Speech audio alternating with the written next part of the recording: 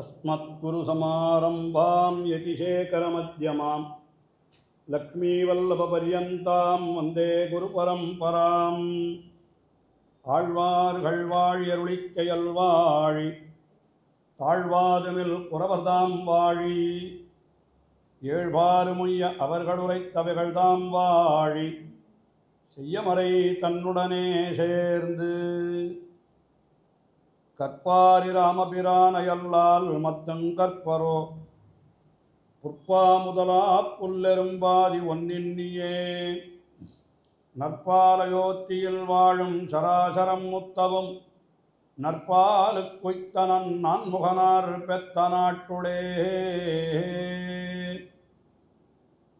படிகொண்ட கீர்த்தி ராமாயணமென்னும் பத்தி வெள்ளம் குடிகொண்ட கோயில் ராமானுசன் குணங்கூறும் அன்பர் கடிகொண்ட மாமலர்த்தாள் கலத்து உள்ளங்கனியன் நல்லோர் அடிகண்டு கொண்டுகந்து என்னையும் ஆளவர்க்காக்கினரே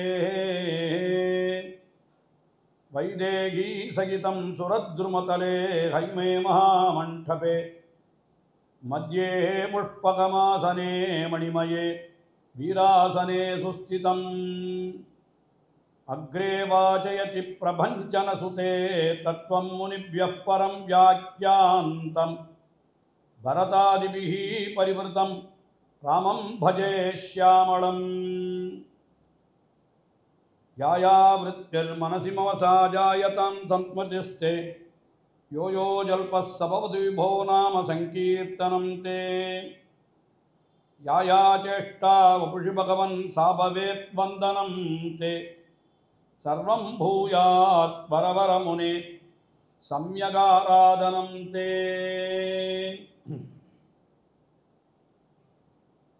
இதிகாச சிரேஷ்டமான ஸ்ரீராமாயணம் பகவானுடைய திருக்கல்யாண குணங்களை நாம் அறிந்து கொள்வதற்காகவே ஏற்பட்டது.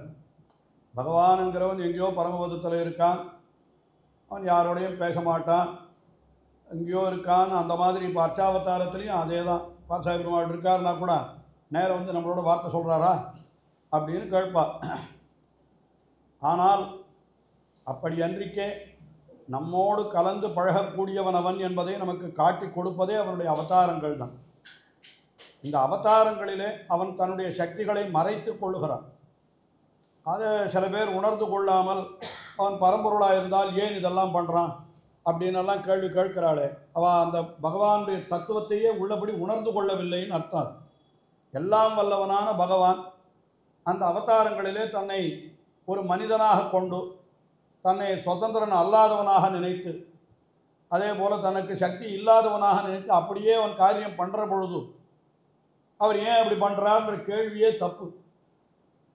இவர் பரம்பொருளா, தன்னுடைய மனைவி எங்கே இருக்கான்னே தெரியல, அவரை தேடிட்டு போய் அழுதார், இவரை போய் பரம்பொருள்னு சொல்கிறாளேன்னு கேட்டால் அது அவதாரத்துக்கு உண்டான மெய்ப்பாடுன்னு சொல்லுவார். ஒரு உதாரணத்துக்கு நான் சொல்கிறேன். ஒரு நாடகம் நடக்கிறது. நாடகத்தில் ஏதோ ஒரு பழைய காலத்து நாடகம், இப்போல்லாம் அந்த மாதிரி நாடகங்கள்லாம் ஒன்றும் காணும், ஒரு டிவியில் தான் பார்க்கணுமோ என்னமோ தெரியல. அது நான் பார்க்குறதே இல்லை, அதனால் எனக்கு தெரியவே தெரியாது வச்சுங்க. இப்போது நாடகத்தில் என்ன சொல்கிறார், ஒருத்தர் கொலை பண்ணிட்டார்னு சொல்கிறார். அவரை கண்டுபிடிக்கிறதுக்குன்னு ஒருத்தர் இன்ஸ்பெக்டர்னு வரார். இது மாதிரிலாம் கதையெல்லாம் வைக்கிறார். சரி, முதல் நாள் நாடகத்தில் இந்த கதையெல்லாம் எல்லாருக்கும் அந்த நடித்தவா எல்லாருக்கும் தெரியும். மறுநாள் திருப்பி அதே நாடகத்தை போட்டு மறுபடியும் எந்த இன்ஸ்பெக்டர் போய் யார் கொலை பண்ணினோன்னு விசாரிக்கிறாருன்னு கேட்கணுமா? அதை ஏன் அவருக்கு தான் தெரியுமே, நேற்றே கண்டுபிடிச்சிட்டாரு அப்படின்னு அங்கே போய் சொல்லுவீங்களா? நீங்கள் நான் கேட்குறேன், இது என்னன்னு கேட்டால் அந்த இடத்துல இருக்கிற பொழுது அந்த பாத்திரத்துக்கு உண்டான காரியங்களை அவரவர்கள் செய்யணும்ன்றது தான் விஷயமே தவிர, உடனே அவருக்கு தான் தெரியுமே யாருன்னுட்டு அப்படின்னு சொன்னான். இப்போ அவருக்கு தெரியும்னா கூட நாடகத்தில் தெரியாத மாதிரி தானே இருக்கணும். அவர் தெரிஞ்சவராக இருந்தாலும் கூட அவர் தனிப்பட்ட முறையில் அவருக்கு இயற்கையான முறையில் அவருக்கு அது தெரியும். ஆனால் நாடகத்தினுடைய பாத்திரம் என்ற முறையில் அவருக்கு அது தெரியாது. அப்போ ஒரு நாடகத்தை நடிக்கிறவர் எப்படி நடிக்கணும்? தெரியாத மாதிரி தான் நடிக்கணுமே தவிர எனக்கு தான் தெரியுமேன்னு அவர் சொன்னார்னு வச்சுருக்கா, முடிஞ்ச இது நாடகமே நடக்காது. அப்புறம் அந்த மாதிரி இந்த அவதாரங்களிலே கூட எம்பெருமான் என்ன பண்ணுறான்னா, அவன் பரம்பொருளாக இருந்தாலும் கூட, எல்லாம் அறிந்தவனாய் எல்லாம் வல்லவனாய் இருந்தாலும் கூட, அந்த அவதாரத்தில் அவன் தனக்கு தானே சில கட்டுப்பாடுகளை விதித்து கொள்கிறான். அந்த கட்டுப்பாடுகளை அவன் மீறுவதில்லை. அவ்வளவுதான். எதுக்குன்னு கேட்டான், இந்த தர்மானுஷ்டானத்தை எப்படியெல்லாம் பின்பற்றணும் அப்படின்னு நமக்கு காட்டுவதற்காக. ஏன்னா சாஸ்திரங்களில் சில தர்மங்கள் சொல்லப்பட்டிருக்கின்றன. சொல்லப்பட்ட தர்மங்களை ஒருத்தன் அனுஷ்டிக்கணும்னா வெறும் அது சாஸ்திரங்கள் என்கிறவை என்னன்னா புஸ்தகமாக இருக்கு, அதாவது வெறும் நூல்களாக இருக்கின்றன. அதை சொன்னால் சில பேருக்கு புரியறதில்லை. என்ன சொல்கிறது, all those are very theoretical. சாஸ்திரன்றது வெறும் தியரிட்டிக்கல் தான். இப்போ அதை எப்படி புரிய வைக்கிறதுன்னு கேட்டால் அதுக்கு ஒரு ப்ராக்டிக்கல் வேணும். இந்த ப்ராக்டிக்கல் தான் இந்த அவதாரங்கள். ஒரு தர்மத்தை எந்த கஷ்டம் வந்து இப்போ தந்தை சொல் மிக்க மந்திரம் இல்லை அப்படின்னு ஒரு வார்த்தை சொன்னால் அது எப்படி அனுஷ்டானம் பண்ணுறதுன்னு கேட்டால் இப்போ ராமனை பார் அப்படின்னு எடுத்து காட்டலாம் இல்லையோ. அவர் எப்படி இருந்தார், நாளைக்கு உனக்கு பட்டாபிஷேகம் சொல்லச்சியும் சந்தோஷமாக இருந்தார். உனக்கு பட்டாபிஷேகம் கிடையாது வனவாசம்னு சொன்னால் அதுக்கும் சந்தோஷமாக இருந்தார். அப்படின்னா தாப்பனாருடைய கட்டளை என்னவோ அதை பின்பற்றிருந்தால் ஒரு பிள்ளைக்கு அது ஒரு தர்மம் அப்படின்னு இதெல்லாம் சொல்கிறேன். இந்த தர்மங்களே என்ன மீறி போயிடுத்து, அதனால் நான் ஒன்றும் அதுக்கு மேலே அதை சொல்லலை. இந்த மாதிரி நிறைய தர்மங்கள் எவ்வளவு கஷ்டம் வந்தாலும் அவன் என்ன பண்ணான், ஏகதார விரதம்னு வச்சுட்டு இருந்தான். அதுதான் நான் சொன்னேன், அங்கேயே ஸ்ரீராமாயணத்திலேயே காட்டுறாள். அவனுடைய தாப்பனாருக்கு ஏகபத்தினி விரதம்னு சொல்லணும் அவரை இல்லையா. ஏகம்ன்ற சம்ஸ்கிருதத்தில் நம்ம தமிழில் சொன்னால் அது ஒரு ஸ்வரம் போட்டு சொன்னால் ஏகப்பட்ட பத்தினி அவருக்கு. யாருக்கு, தசரதற்கு 360 பத்தினி இருந்தான்னு சொல்கிறான். ஏகபத்தினி அவருக்கு, இவருக்கு ஏகபத்தினி. ஏகபத்தினா ஒரே ஒரு பத்தினி. ராமபிரானை பற்றி சொல்லுகிற பொழுது அவருக்கு என்ன சொல்லுவான்னா, தமிழில் சொல்லுவாள், ஒரு சொல் ஒரு இல், அதை சொல்கிறா அந்த வார்த்தையை, ஒரு வில். ராமபிரானுக்கு ஒரு சொல் ஒரு இல் ஒரு வில். சொன்ன வார்த்தையை மாற்ற மாட்டான். ராமஹா த்வில்நாபிபாஷத்தே, சொன்ன வாக்கை பண்ணுறேன்னு சொல்லிட்டான்னா மாற்றவே மாட்டான். அந்த சொல் சொன்னால் சொன்னது தான், அதுக்கப்புறம் ரெண்டாவது கிடையாது. ஒரு சொல் ஒரு இல்லைன்னா ஒரே ஒரு பத்தினி தான், ரெண்டாவது பத்தினி கிடையாது அவனுக்கு. ஏன்னா ராஜாக்களுக்கெல்லாம் அந்த காலத்தில் நிறைய பத்தினிகள் பண்ணிக்கலான்ற ஒரு இது இருந்தது, வசதி இருந்தது, அந்த அனுமதி இருந்தது. எல்லாம் சொல்லுவாங்க. நம்ம ராமன் காலத்துக்கு போக வேண்டாம், சமீபத்தில் இருந்த ராஜாக்கள் எல்லாம் கூட சோழர்கள் பாண்டியர்கள்னு சொல்கிறாங்க, அவெல்லாம் கூட நிறைய பத்தினிகளை கல்யாணம் பண்ணி கொண்டார். எல்லாம் கேட்டாக்கா அதெல்லாம் ராஜகீய காரணங்கள்னு சொல்லுவாள். வேறு வேறு ராஜ்யத்தோடு வரப்பொழுது விவகாரம் வந்ததுன்னா அந்த ராஜாவுடைய பொண்ணையே பண்ணிவிட்டால் மருமான மாப்பிள்ளையை ஒன்றும் பண்ண முடியாது. இந்த மாதிரியான காரணங்களுக்காக கூட அந்த காலத்தில் கல்யாணங்களெல்லாம் நடந்துட்டு இருக்கு. அதனால் ஒரு ராஜாவுக்கு நிறைய பத்தினிகள் இருக்கலாம். என்ன அனுமதி தந்த பொழுதும் கூட ராமபிரான் ஒரே ஒரு பத்தினி தான், சீத்த பிராட்டியை தவிர மற்ற யாரையும் நெஞ்சால கூட நினைக்கலன்னு சொல்கிறார். அது அவனுடைய ஆண் பிள்ளைக்கு உண்டான கற்பு. அது அவனை சொல்கிறார், பிறன்மனை நோக்காத பேராண்மையாளன். கம்பர் சொல்கிறாரு, வால்மீகி சொல்கிறதான் அவர் சொல்கிறார். வால்மீகி என்ன சொல்கிறாருன்னா, நான் பரதாராண்மை சக்குஷாபி பஷ்யத்தின்னு சொல்கிறார். பிறர் மனைவிகளை ஏறெடுத்தும் பார்க்க மாட்டான் அப்படின்னு சொல்கிறார். அது அப்படியே வால்மீகி சொன்னதை கம்பர் தமிழில் காட்டுகிற பொழுது பிறன்மனை நோக்காத பேராண்மையாளன் சொல்கிறார். அதுதான் ஆண்மை. ஆண்மைன்னா எது ஆண்மை, என்னால் பிறன்மனை நோக்காதன்னு சொல்கிறார். அந்த மாதிரி இதெல்லாம் சொல்லி வச்சுருக்கா. அதனால் அப்படி ஒரு இல், அப்புறம் ஒரு வில்லுன்ற ஒரு வில் என்னன்னா, ஒரு அம்பை தொடுத்தா அந்த இடத்துக்கு இன்னொரு அம்பை தொடுக்க வேண்டிய அவசியம் கிடையாது, ஒரே அம்பலையே காரியத்தை முடிச்சுடுவான். அதனால் ஒரு வில் ஒரு சொல் ஒரு இல் என்று ராமபிரானை பற்றி சொல்கிறார். இப்படிப்பட்ட விஷயங்களையெல்லாம் நமக்கு தெரிவிக்க வேணுமானால் அதற்காக என்ன பண்ணினான்னா, சாஸ்திரங்களிலே சொன்ன விஷயங்களை பகவான் தானே இந்த உலகத்திலே வந்து அவதரித்து அதை தானே அனுஷ்டித்து காட்டி, இப்போ நேர வந்து விஷயத்தை சொல்லி புரிய வைக்கிறத விட அனுஷ்டானம் பண்ணி புரிய வைக்கிறது ரொம்ப சுலபம் அப்படின்னு சொல்கிறது லோகத்தில் கூட. அப்படி தானே நம்ம கூட இப்போது எல்லாத்தையுமே அனுஷ்டானம்னு சொல்லிட்டா சுலபமாக வந்துடும். எல்லோரும் ஒரு உதாரணம் சொல்லணும்னா என்ன சொல்லலாம், இப்போ தலிகை பண்ணுறதுன்னு சொல்லுவாள்.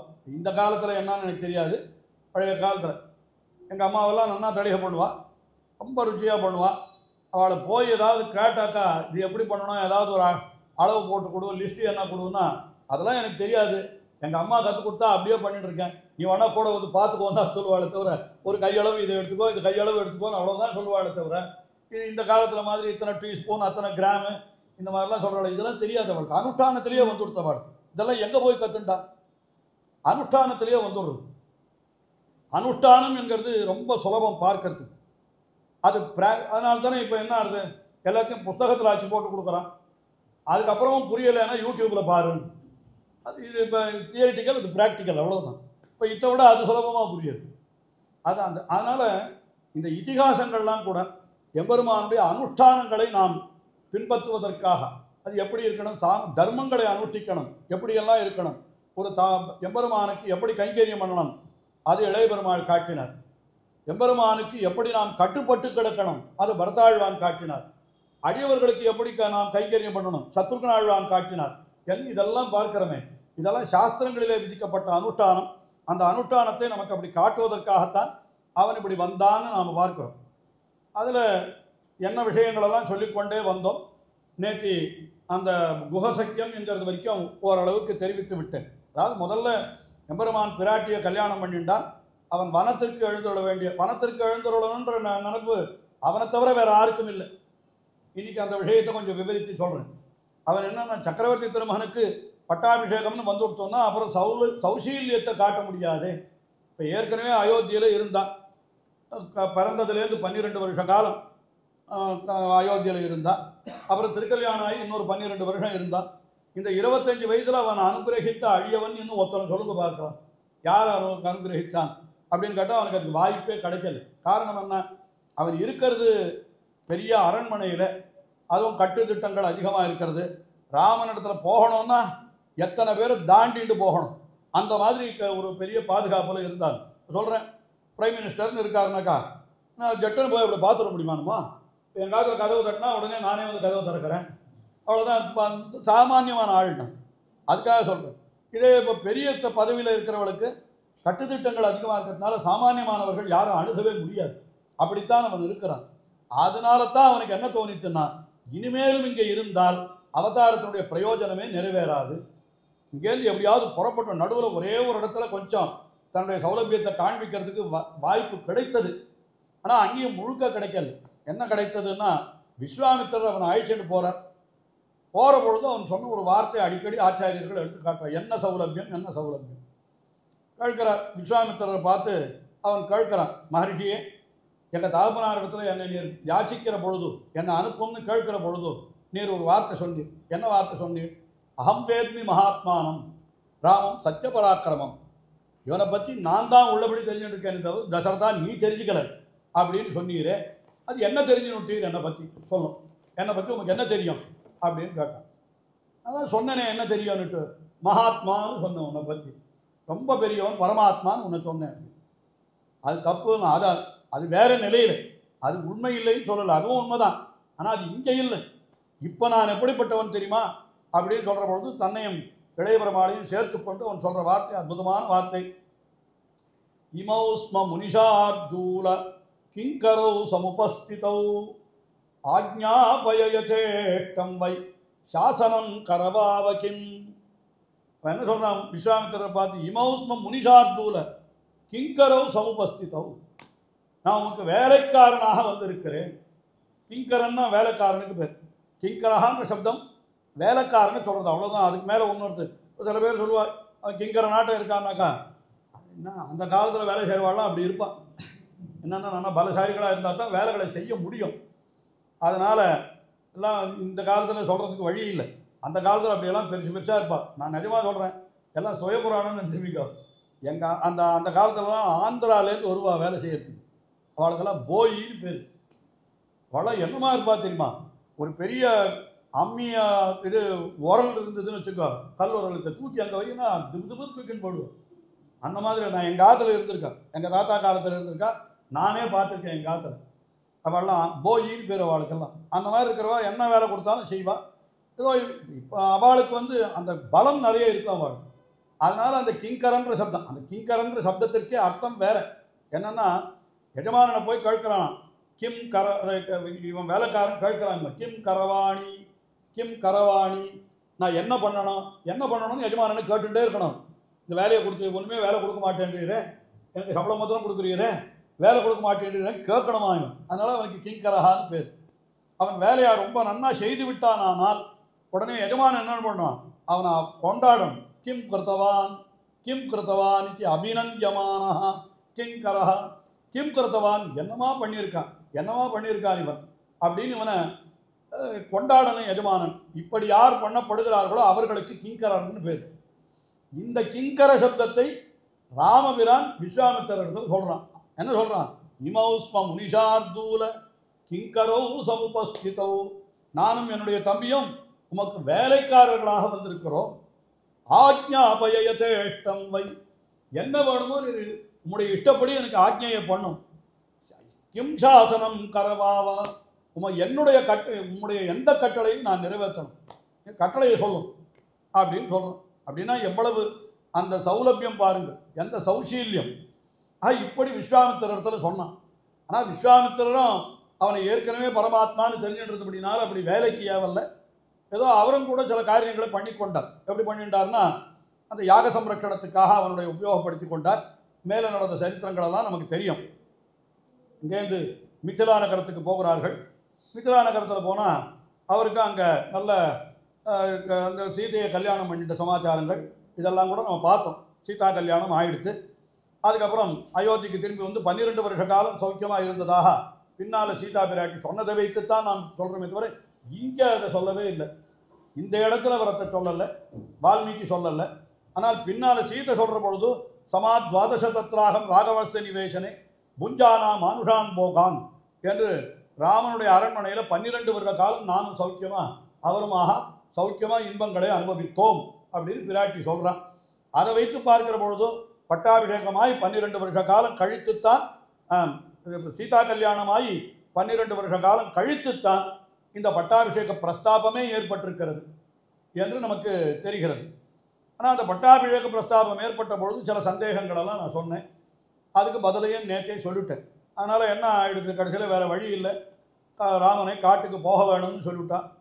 கலக்கியமா மனத்தனளாய் கைகேசி வரம் வேண்ட மலக்கிய மாமனத்தனாய் மன்னவனும் மராதொழிய குலக்குமரா காடுரையப்போ என்று விடை கொடுப்ப இலக்குமணன் தன்னோடும் அங்கு ஏகியதோர் அடையாளம் ஏகியதுமோர் அடையாளம். என்ன அது பெரியாழ்வாருடைய பாசுரத்தில் அந்த சரித்திரத்தை நன்னா முழுக்க விவரிச்சுட்டார். அங்கே நடந்தது என்ன நடந்ததுன்றது சொல்லி முடிச்சுட்டார். சரி, அங்கேருந்து காட்டுக்கு போகிறான். போகிற வழியில் முதல்ல அந்த சிருங்கிபேரபுரம் என்ன, அது அயோத்தியினுடைய நுழைவாயிலில் இருக்கிற இடம். அது கங்கையினுடைய இக்கரையில் இருக்கிறது. இவனுக்கு கங்கையை கடந்து அக்கறைக்கு போகணும். அதுக்குத்தான் இந்த குகனுடைய சகாயத்தை அவன் எடுத்துக்கொள்கிறான். அந்த குகன் ரொம்ப அவனுக்கு அனுசரணையாக இருந்து என்ன பண்ணுறான், வந்து அவனை ஆத்மசமசகாயன்னு ஆற தழுவிக்கொண்டு அவனை என்ன சொல்லுகிறான், ஏழை ஏதலன் கீழ்மகனன்னா அதிரங்கி மற்றவர்க்கு இன்னருள் சுரந்து. இது பாசுரம் ரொம்ப அற்புதமான பாசுரம். பெரியவாச்சான் பிள்ளை ரொம்ப விஸ்தரமாக வியாக்கியானம் பண்ணியிருக்கார். இது திருவரங்கத்தை பற்றின பதிகத்தில் இருக்கிற முதல் பாசுரம் இது. அதில் சொல்கிறார், ஏழை ஏதலன் கீழ்மகன் என்று 3 சப்தம் சொல்கிறார். ஏழை என்கிற சப்தத்திற்கு என்ன அர்த்தம்னா, ஞானத்திலே குறைந்தவன் சொல்கிறோம். நம்மளாம் பணத்தில் குறைஞ்சவனை தான் ஏழைன்னு சொல்லுவோம். ஆனால் அவள் பணம் என்கிற விஷயத்தை ஒரு பொருளாகவே நினைக்கிறது இல்லை, ஒரு விஷயமாகவே நினைக்கிறது இல்லை ஆச்சாரியர்கள். அதனால் ஏழை என்கிறதுக்கு என்னன்னாக்கா ஞானத்திலே குறைந்தவன், ஞானமே இல்லாதவன். அவன் செய்கிற தொழிலோ அவன் பிறந்த இடமோ அப்படித்தானே இருந்தது. ஆனால் ஏழை. அதுக்கு மேலே ஏதலன், ஏதலன் என்றால் வேடன் என்ன அர்த்தம், எல்லா ஜந்துவுக்கும் அவன் விரோதி. அதனால் ஏதலன். அதுக்கு மேலே கீழ்மகன். இவன் பெரிய சத்திரிய குலத்தில் பிறந்திருந்தான், பரம்பரையாக சக்கரவர்த்தி குலத்தில் பிறந்திருந்தான். அவன் ஏதோ ஒரு சின்ன என்ன சொல்கிறது, ஒரு பகுதிக்கு அவன் வந்து தலைவனாக இருந்தான். அப்படி பார்க்குற பொழுது இவன் மேன்மகன், அவன் கீழ்மகன்ற அபிப்பிராயத்தில் சொல்கிறான். இதுக்கு மேலே சொன்னது தான் ரொம்ப ஆச்சரியம். ஏழை ஏதலன் கீழ்மகன் எண்ணாது இறங்கி அப்படின்னு சொன்னான். எண்ணாது இறங்கின்றதுக்கு என்ன அர்த்தம், இப்படியெல்லாம் சொல்லாமல் அவனிடத்தில் இரக்கம் காட்டினான் அப்படி தானே அர்த்தம் பண்ணணும். அதுதான் சாமானியமான அர்த்தம். என்ன அர்த்தம், ஏழை எண்ணாது ஏதலன் எண்ணாது கீழ்மகன் எண்ணாது அவனுக்கு இரக்கம் காட்டினான்னு சொல்கிறான். ஆனால் அதை என்ன பண்ணுறாருன்னா பெரியவாச்சான் பிள்ளை கொஞ்சம் விசேஷார்த்தமாக சொல்கிறார். எண்ணாதுன்றதுக்கு என்ன அர்த்தம்னா, ராமன் எண்ணாதுன்னு சொல்லலை, குகன் எண்ணாதுன்னு அர்த்தம் பண்ணினார். அது ரொம்ப விசேஷமான அர்த்தம். அதாவது ராமபிரான் என்னதான் தன்னை தாழ விட்டு அங்கேருந்து குகனோட போய் பழகினாலும் கூட குகன் என்ன பண்ணுவான், ஐயோ நான் ஏழையாச்சே, ஐயோ நான் ஏதலனாச்சே, ஐயோ நான் சத்ருவாச்சே, நான் போய் உன்னோட எப்படி பழகிறது அப்படின்னு இவன் சொன்னானால் அந்த நட்புக்கு கேடு. ஆனால் குகனே அப்படி சொல்ல வேண்டாதபடிக்கு இவன் ஏற்கனவே தன்னை இவனை ஆக்கி வைத்தபடினால குகனே என்ன பண்றான்னா, ராமன் வந்தா வந்தியா வா அப்படின்னு தோல்ல கை போட்டு அழிச்சிட்டு போறான் ராமனேன்னாக்கா, அப்ப எந்த அளவுக்கு ராமபிரான் தன்னை தாழ விட்டு இருந்தால் அந்த அளவுக்கு குகன் தன்னை ஏழை எண்ணாது. குகன் தன்னை இது ராமன் நினைக்கிற விஷயம் இல்லை. குகனே கூட ஒரு இன்ஃபீரியாரிட்டி காம்ப்ளெக்ஸ்ன்றால அந்த மாதிரி நினைச்சான்னா அது யாருக்கு குறைவுன்னா அதுவும் ராமனுக்கு குறைவும். ஏன்னா இவன் இப்படி இன்ஃபீரியாரிட்டி கொள்றதுக்கு காரணம் அவனுடைய பெருமை தானேன்ட்டு. ஆனால் அந்த அது நினைவே வராதபடிக்கு அவனிடத்தில் அப்படி பழகினான் ராமபிரான் என்று அதைத்தான் சீரணிந்த தோழமை என்று பெரியாழ்வார் அருள் செய்கிறார். ஏழையேதலன் கீழ்மகனன்னாதிரங்கி மற்றவர்க்கு இன்னருள் சுரந்து, அங்கே பக்கத்தில் இருக்கிறார் சீதா பிராட்டி, மாழைமான் மடநோக்கி உன் தோழி, இவள் இருக்காள் ஆறு உனக்கு தோழின்னு சொல்கிறோம். அவளை சொல்கிற பொழுது அவளுடைய கண்ணழகை வர்ணிக்கிறார். மாழைமான் மடநோக்கின்னு சொல்கிறோம். மாழைமான் மடநோக்கின்னா மானை போன்ற கண்ணை உடையவள்னு அர்த்தம். இது கொஞ்சம் எல்லாரும் கொஞ்சம் ஆராய்ச்சி பண்ணணும். அதாவது சாதாரணமாக இந்த கண்களில் வர்ணிக்கிற பொழுது, ஸ்திரீகளுடைய கண்களை வர்ணிக்கிற பொழுது மீனாட்சின்னு வர்ணிக்கிறது உண்டு. அதே மாதிரி இப்போ மான்மட நோக்கின்னு சொல்கிறார், இப்படியும் வர்ணிக்கிறது உண்டு. மீனாட்சின்னு சொன்னால் மீன் போன்ற கண்ணுன்னு அர்த்தம். இந்த கண்ணுடைய வடிவம் இருக்கும் இல்லையோ, அந்த வடிவம் மீன் போல இருந்தால் அது மீன் போன்ற கண். அப்போது மீனை போன்ற கண்ணை உடையவள்னு. மானை போன்ற கண்ணை உடையவள்னா மானுடைய வடிவத்தில்னு அர்த்தம் இல்லை, மானினுடைய கண்ணை போன்ற கண்ணை உடையவள்னு. கொஞ்சம் வித்தியாசம் இருக்கு. இப்போ மீனினுடைய கண்ணை போலன்னு சொல்லக்கூடாது. ஏன்னா மீனினுடைய கண்ணுக்கு நமக்கு சம்மந்தமே கிடையாது. அது மீனினுடைய கண்ணுன்றது அதுக்கு சொல்கிறான், நமக்கு தெரியாது. நான் எங்கேயோ படித்தேன், அதுக்கு 360 டிகிரி பார்வையாம் மீனினுடைய கண்ணுக்கு. இப்போ நமக்கெல்லாம் இது வரைக்கும் தான் நமக்கு 180 டிகிரி, 180ன்னு சொல்கிறேன், அதுவே கூட குறவாக இருக்கலாம் இல்லையா, இன்னும் கூட குறவாக இருக்கலாம். 180 டிகிரி வரைக்கும் தான் நமக்கு பார்வை. மீனுக்கு 360 டிகிரி உண்டா அதனுடைய கண்ணுக்கு பார்வை அப்படின்னு எங்கேயோ படித்தேன். அது உண்மையான்னு தெரியாது. அதனால் மீனை போன்ற கண் நமக்கு வராது. மீனினுடைய கண் போல கண்ணுன்னு சொல்லக்கூடாது அந்த இடத்துல. மீனமிவ அக்கினி எஸ்யாசா அப்படின்னு சொல்லணும். இப்போ மான் போன்ற கண் என்று சொன்னால் மானினுடைய கண்ணை போன்ற கண்ணுன்னு சொல்லணும். அது மானுடைய கண் ரொம்ப அழகாக இருக்கும் பார்க்கறது. அது மட்டும் இல்லை, அந்த கண் என்ன பண்ணோம்னா, மானுக்கு உலகத்தில் இருக்கிற எல்லா ஜந்துக்களும் விரோதி. ஒரு நாய் நரி முதல் கொண்டு இந்த மனுஷனை சொல்லவே வேண்டாம், எல்லாரும் அதை அடித்து சாப்பிடணும்னு பார்க்குறோம். அதனால் மான் புல்லை மேய்ஞ்சுட்டே இருந்தால் கூட அப்படியே கண்ணால் யாராவது பக்கத்தில் வராளா, இந்த பக்கம் வராளா, அந்த பக்கம் வராளான்னு மருண்ட பார்வையால் பார்த்து கொண்டே இருக்கணும். அது எப்பவும் அலைபாய்கிற கண்ணை உடையது அந்த மான். அது போன்ற கண்ணை இந்த இடத்துல சீதா பிராட்டிக்கு சொல்கிறாரு. என்ன காரணம்னு கேட்டால், அப்படி வந்த உடனே குஹப்பெருமாளை பார்த்தாலும், உடனே சக்கரவர்த்தி திருமாலை பார்க்குறான். பார்த்து என்ன பண்ணுறான், ஒரு பக்தன் இருக்கான், கை கொள்ளக்கூடாதா, எடுத்துக்கொள். அது புருஷகாரம், பிராட்டியினுடைய புருஷகாரம் கண் வழியாக வருதுன்னு சொல்கிறார் இந்த இடத்துல. எல்லா இடத்துலையும் பிராட்டியினுடைய புருஷகாரம் இருந்தால் தான் எம்பெருமான் அங்கீகரிக்கிறான்றதுக்கு இங்கேயும் கூட என்ன பண்ணுறான், தன் கண்ணாலே ஒரு பார்வை குகனை பார்க்கிறாள், உடனே ராமனை பார்க்கிறாள், மறுபடியும் குகனை பார்க்கிறாள், ராமனை பார்க்கிறாள், மாற்றி மாற்றி பார்த்தா என்ன அர்த்தம், அக்ரதஸ்தே கமிஷ்யாமி மிருத்னந்தி குஷகண்டகான்னு சொன்னாலும் இல்லையோ, நான் முன்னால் போகிறேன், ஒரு அடியவனாக கட்டாட்சிச்சு வைக்கிறேன், நீ ஏற்றுக்கொள் அப்படின்னு சொன்னாலே. அதில் முதல்ல என்ன பண்ணினான்னா இந்த குகன் தான் வந்தான். அதனால் மாழைமான்மட நோக்கி உன் தோழி, அப்படிப்பட்ட பிராட்டி இருக்கிறாளே அவள் உன்னுடைய தோழி. அதுக்கு மேலே உகந்து தோழன் நீ, எனக்கு தோழன் சொல்லு. உம்பி எம்பி, உம்பின்னு என்ன அர்த்தம், உம்பி எம்பின்ற சப்தத்துக்கு என்ன அர்த்தம்னா உன் தம்பி என் தம்பி அப்படின்னு அர்த்தம். உம்பின்னா உன்னுடைய தம்பி, எம்பின்னா என்னுடைய தம்பி. அப்போ உம்பி எம்பி என் ஒழிந்திலை அப்படின்ற நியாயமாக அதுக்கு அர்த்தம் அன்வயம் பண்ணி அர்த்தம் சொல்லணும். என் தம்பி உன்னுடைய தம்பின்னு சொல்லணும். ஆனால் அழகவனவாள் பெருமாள் நாயனார் அப்படி அர்த்தம் பண்ணலை, அவர் விசேஷமாக அர்த்தம் பண்ணிவிட்டார். ஏன்னா இங்கே பாசுரத்தில் உம்பி எம்பின்னு இருக்கு. அப்படின்னா என்ன அர்த்தம்னா உன் தம்பியான லக்ஷ்மணன் எனக்கும் தம்பின்னு சொன்னான். அர்த்தம் புரியுறதோ இல்லையோ? இதுக்கு அதுக்கு எவ்வளோ வித்தியாசம் இருக்குது பாருங்க. என் தம்பி லக்ஷ்மணன் உனக்கும் தம்பின்னு சொல்கிறதுக்கும், உன் தம்பி லக்ஷ்மணன் அவன் எனக்கும் தம்பின்னு சொல்கிறதுக்கும் எவ்வளோ வித்தியாசம் பாருங்க. அதாவது அவனை ஏற்றுக்கொள்ளுங்க. அதுக்காக அழகவனவாள் பெருமாள் நாயனார் சூத்திரம் பண்ணுற பொழுது குகனை அங்கீகரித்தார். எப்படி எங்கே தம்பிக்கு முன்பிறந்துன்னு சொன்னார்.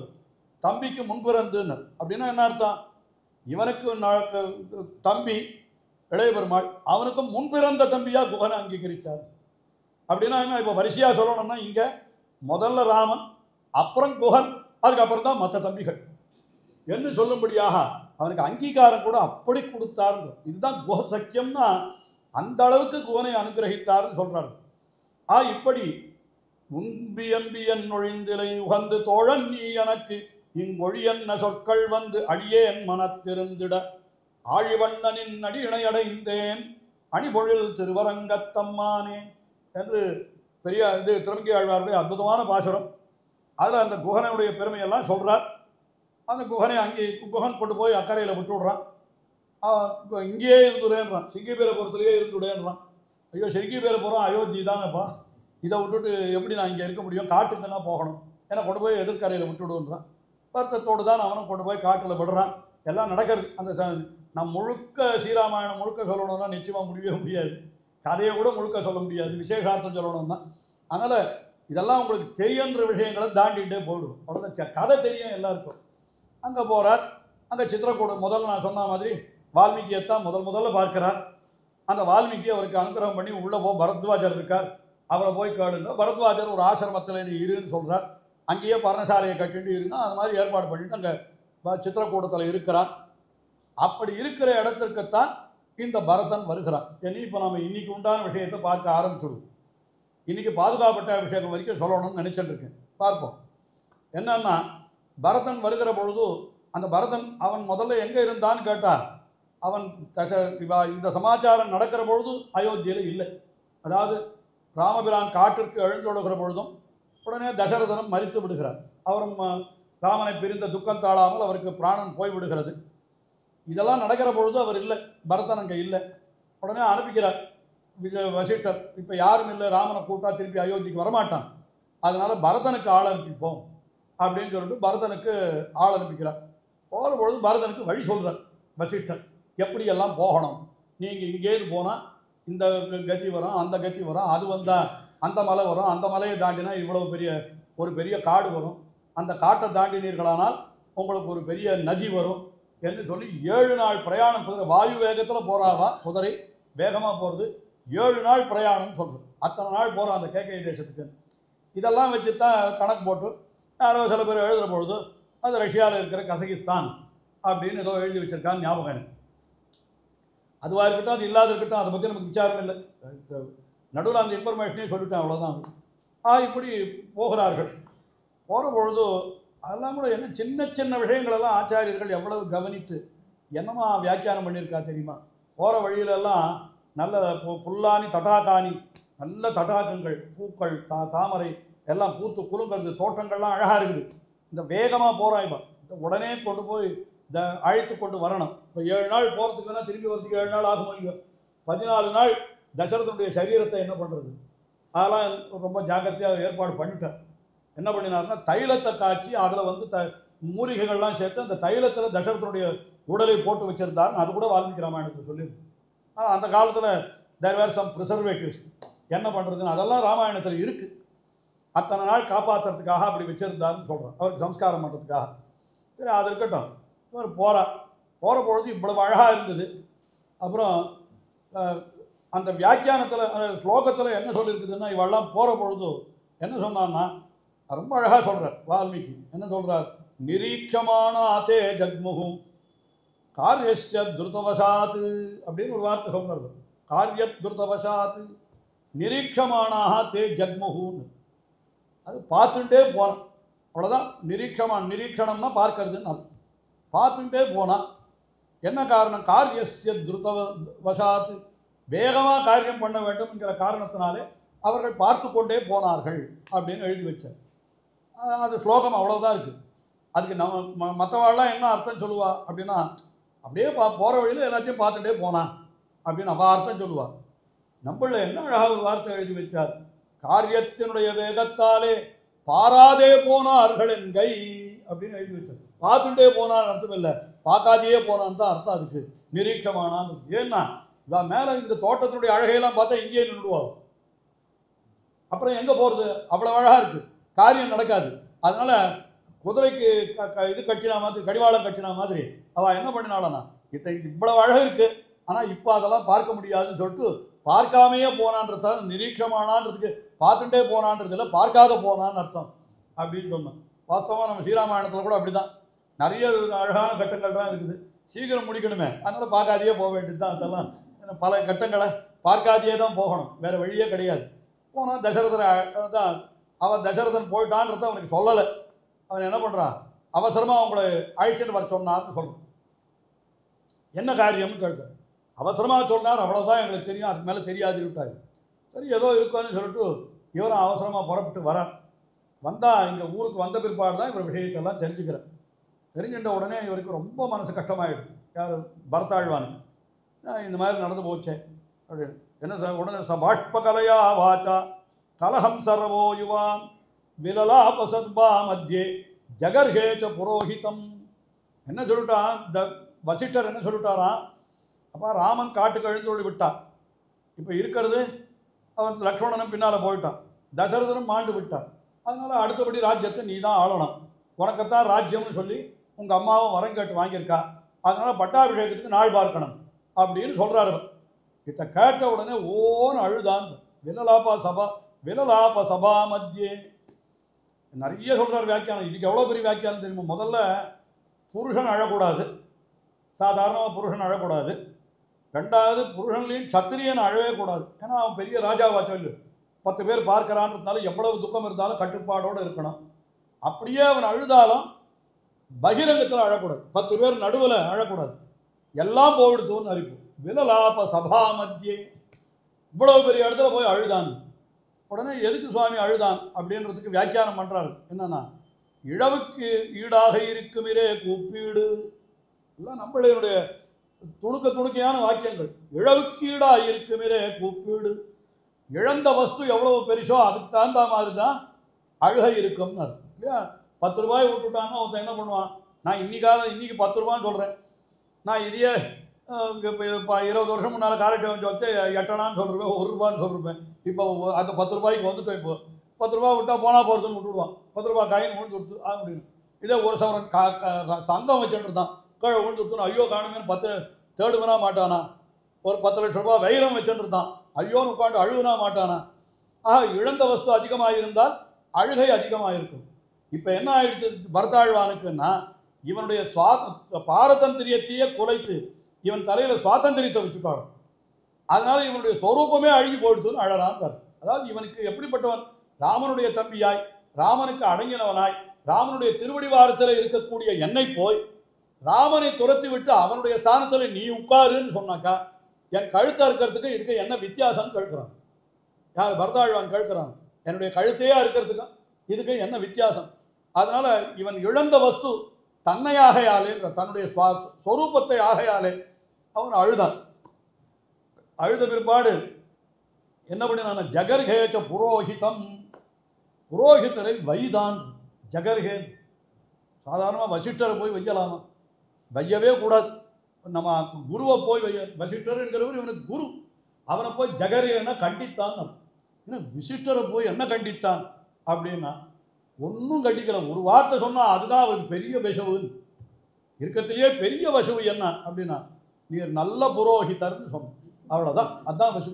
இந்த புரோஹிதர்ன்றதுக்கு என்ன அர்த்தம்னு கேட்டாக்கா, புரஹா ஹிதம் பஷ்யத்தீதி புரோஹிதகான்னு ஒரு வச்சனம் சொல்லுவாங்க. புரோஹிதர்ன்ற சப்தத்திற்கு என்ன அர்த்தம்னா, இவனுக்கு பின்னால் விளையக்கூடிய நன்மையை முன்கூட்டி ஆராய்ந்து இவனுக்கு நல்லது சொல்கிறானே அவனுக்குத்தான் புரோஹிதன்னு பேர். வா, இப்படியெல்லாம் தப்பு பண்ணக்கூடாது, நீ தப்பு பண்ணியானால் பின்னால் உனக்கு நரகம் உண்டாகும், நீ இந்த நல்ல காரியத்தை பண்ணினாயானால் உனக்கு நன்மை உண்டாகும்னு பின்னால் விளையக்கூடிய நன்மையை புரஹா ஹிதம் பஷ்யதி, புரஹான்னா பிற்காலத்தில் விளைய வேண்டிய, ஹிதம் நன்மையை, பஷ்யதி பார்க்கிறவர், அதனால அவருக்கு புரோஹிதர்னு பேர். இப்போ இவர் என்ன பண்ணினார் அப்படின்னா, நீ தான் ராஜான்னு சொன்னார். இவனை பார்த்து ஹே ராஜன் அப்படின்னு இவனை சொன்னாலாம், தலையில் இடி விழுந்த மாதிரி ஆயிட்டான் பரதாழ்வன். என்ன போய் ராஜான்னு சொல்கிறாள், என்ன ஆச்சு? ஒன்றும் சக்கரவர்த்தி, அவர் ராஜாவாக இருக்கணும். சரி, இப்போ அவர் இல்லை, போயிட்டார். அடுத்தபடி ராமன் இருக்கார், அவரை தானே சொல்லணும். அவரை விட்டுவிட்டு என்ன சொல்கிறான்னா, அவருக்கு என்ன ஆகி போச்சோன்னு முதல்ல பயந்துட்டான் வந்த புதுசில். இல்லை அவர் அவர் ஒன்றும் இல்லை, சௌக்கியமாக தான் இருக்கார், ஆனால் இங்கே இல்லை. ஏன் இங்கே இல்லைன்னா முதல்ல சொல்லணும் எல்லாத்தையும். ஆக அவர் காட்டுக்கு எழுந்து விட்டார். அப்போ உடனே சொன்னான், நீர் நல்ல புரோஹிதராக இருக்கிறீர் அப்படின்னா, புரோஹிதர்ன்றதுக்கு என்ன அர்த்தம், பின்னால் விளையக்கூடிய நன்மையை ஆராய்ச்சி சொல்கிறவருக்கு தானே புரோஹிதர்னு பேர். இப்போ நீர் சொல்கிற காரியத்தை பண்ணினா எனக்கு நன்மையா தீமையா நீர் சொல்லணும்னு கேட்குறேன். சொல்லும் பரதாழ்வான் பட்டாபிஷேகம் பண்ணிட்டான்னா என்ன நன்மையா தீமையா? அங்கே சொல்கிறார், பரிவேத்தார் காளிதாசன் ரகுவம்சத்தில் சொன்ன பரிவேத்தாரமாத்மானம் மேனே ஸ்வீகரணாத் புவஹா அப்படின்னு ஏதோ அது பரிவேத்தான்னு பேரும், ஒரு பாபி. அதாவது இது ஒரு பாவத்தை செய்தவனாக ஆகிறான். என்னன்னா அந்த பரிவேத்தான்னா என்ன அர்த்தம்னு கேட்டால், மூத்தவன் இருக்கிற பொழுது இளையவன் அனுபவித்தானால் அவனுக்கு வரக்கூடிய பாபத்தினால் அவனுக்கு ஏற்படக்கூடிய நிலைமைக்கு பரிவேத்தான்னு பேர். அவன் போய் என்ன பண்ணுவான், பெரிய ரௌரவன்ற நரகத்தில் போய் விழுவன்னு சொல்லியிருக்கு. இத்தனை சாஸ்திரத்தையும் வாசிச்சவரன்னா நீர் போய் என்ன ராஜ்யத்தை ஆளுன்னு சொல்கிறீரே, அப்போ நீர் புரோஹிதரான்னு கேட்டான். அவ்வளோதான், வேற ஒன்றுமே சொல்லு. நீ நல்ல புரோஹிதர் அப்படின்னு சொன்னாலே அது வசு, அவ்வளோதான். அதுக்கு மேலே வசுவே வேண்டாம் அப்படின்னு வசிஷ்டரை பார்த்து சொல்லிட்டான். அதுக்கு மேலே அவர் சொன்னாரப்பா, என்ன பண்ணுறது, ராஜ்யம்னு ஒன்று இருக்குது, அந்த ஆளுறதுக்கு ஒரு அரசன் ஒருத்தன் வேணும் இல்லையோ, அதனால உன்னை சொன்னேன், நான் வேறு காரணத்தினால சொல்லலை. இப்போ யார் ஆடுறது, ராமன் காட்டுகள் சொல்லி விட்டான், நீ ஒருத்தன் தான் இருக்கிறாய், அவனுக்கு அடுத்தபடியாக மூத்தவன், அப்படி இருக்கச்சு ஒன்றைத்தானே சொல்ல முடியும், வேறு யாரை சொல்ல முடியும் அப்படின்னு கேட்டான். உடனே அவர் கேட்கிறான், பரதன் என்ன கேட்கிறான், ராஜ்யஞ்ச அஹஞ்ச ராமஸ்ய தர்மம் பக்து மிஹார்ஹசி கதம் தசரதா ஜாதா பவேத் ராஜ்யாபகாரகா. என்ன சொல்கிறான், ராஜ்யம் நான், ரெண்டு பேர் ரெண்டு சொன்ன இருக்கு.